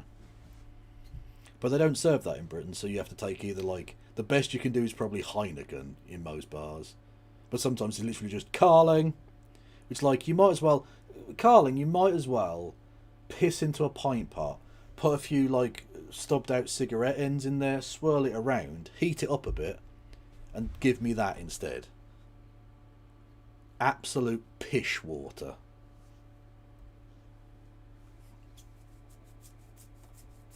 Non-binary person tried to build the life they hoped the revolution would give them and affirmed their own gender. His little face. We do have examples of actual... That is adorable, to be fair. ...gender affirmation via government channels in the Soviet Union, though. Presumably not that Kamenev. I'd have definitely remembered if the famous Kamenev was trans. They weren't. In January and February of 1929, the Expert Medical Council met up at the behest of the Health Commissar to help the Justice Commissariat formulate a response to Citizen Kamenev, a trans woman from the Tatar ASSR, in her request for a sex reassignment. Their ultimate decision of, yeah, that's fine, go ahead, girl, which I mentioned earlier in the intro, is absolutely interesting, but before we get there, we have to go over the journey that got us there and how the doctors actually discussed this case. Obviously, it started with a trans woman making a request to the Justice Commissariat to legally change her gender marker from male to female. Because there was not really a law in the books, or a medical standard, or anything like that for dealing... My favourite European bit, delirium tremens. True. Pint of DTs, please. ...with the issue of gender transition specifically, the Justice Commissariat had to ask... Have I tried a 30% beer? No, I don't... No, and I wouldn't. That's fucking mental. Is that just fucking Tenant Super? Oof. The health commissar, Nikolai Samashko, to advise because issues of sex and gender were considered to be the domain of medical experts, if you remember. Leslie Feinberg writes in their article, Progress and Regression, Sex and Gender in 1930s USSR, that these deliberations did not demonstrate a uniform view, nor were they devoid of the prejudices or limitations on understanding of that era, but they were taken up with genuine scientific concentration, and the impact of and respect for the work of Dr. Magnus Hirschfeld, leader of the German homosexual emancipation movement, was still apparent in the USSR. The February 8, 1929 meeting opened with psychiatrist Brusilovsky claiming that in the USSR, the question of transvestites, which was the terminology back then, was not particularly frequent. Unlike in Germany, though, he pointed out Edelstein's newly published case about none other than Yevgenia Fyodorovna, and even read from her History of My Illness. During the discussion, biologist N.K. Koltsov declared that, of course... I'm going to be honest, chat. I'm going to tap out. Are we okay with that? I mean, I'm asking, like, that you have any choice in this. Like, I could just press one button and end the fucking stream. If I wanted to. I control this shit. But are we okay generally with me tapping out? Because I can just feel the headache coming and I just want to go to bed. What was this stream about? Can you link us the video? This video? Yeah. Okay. Because it is an interesting video. It's just I can't be bothered. But there you go. I'll put it in the YouTube as well. So if people are going to take a look, again, it's pink washing, but it's an interesting historical video, if nothing else, about a topic that doesn't get mentioned much in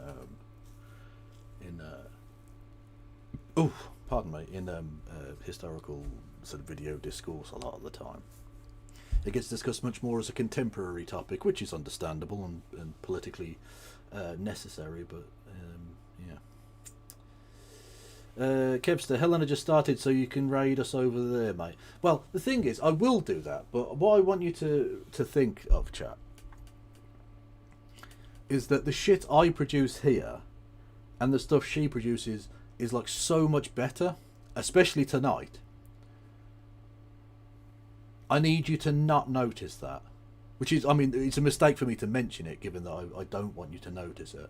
Because you will never come back here. If you ever realise how much better she is than I am, you'll never come back here, because why would you?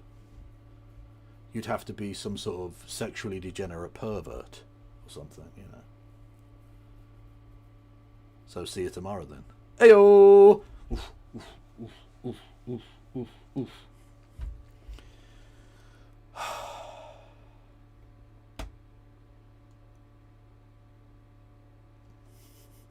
Okay, I'm going to send you over to No Justice. Yeah, I'll be back tomorrow. I know I say that every time, but I do always plan to be back, and I'm definitely planning on being back tomorrow. So you know, it's a thing. Go and say hello to No Justice for me, and stay fucking awesome, everyone. I'll see you all tomorrow. Thank you everyone for your support. Thank you everyone for being here. I do appreciate your company and your friendship. That does mean a lot to me. Yeah. Stay beautiful. Free Palestine, free Venezuela, free Greenland. Fuck it, free Britain. Jesus Christ. No pass around.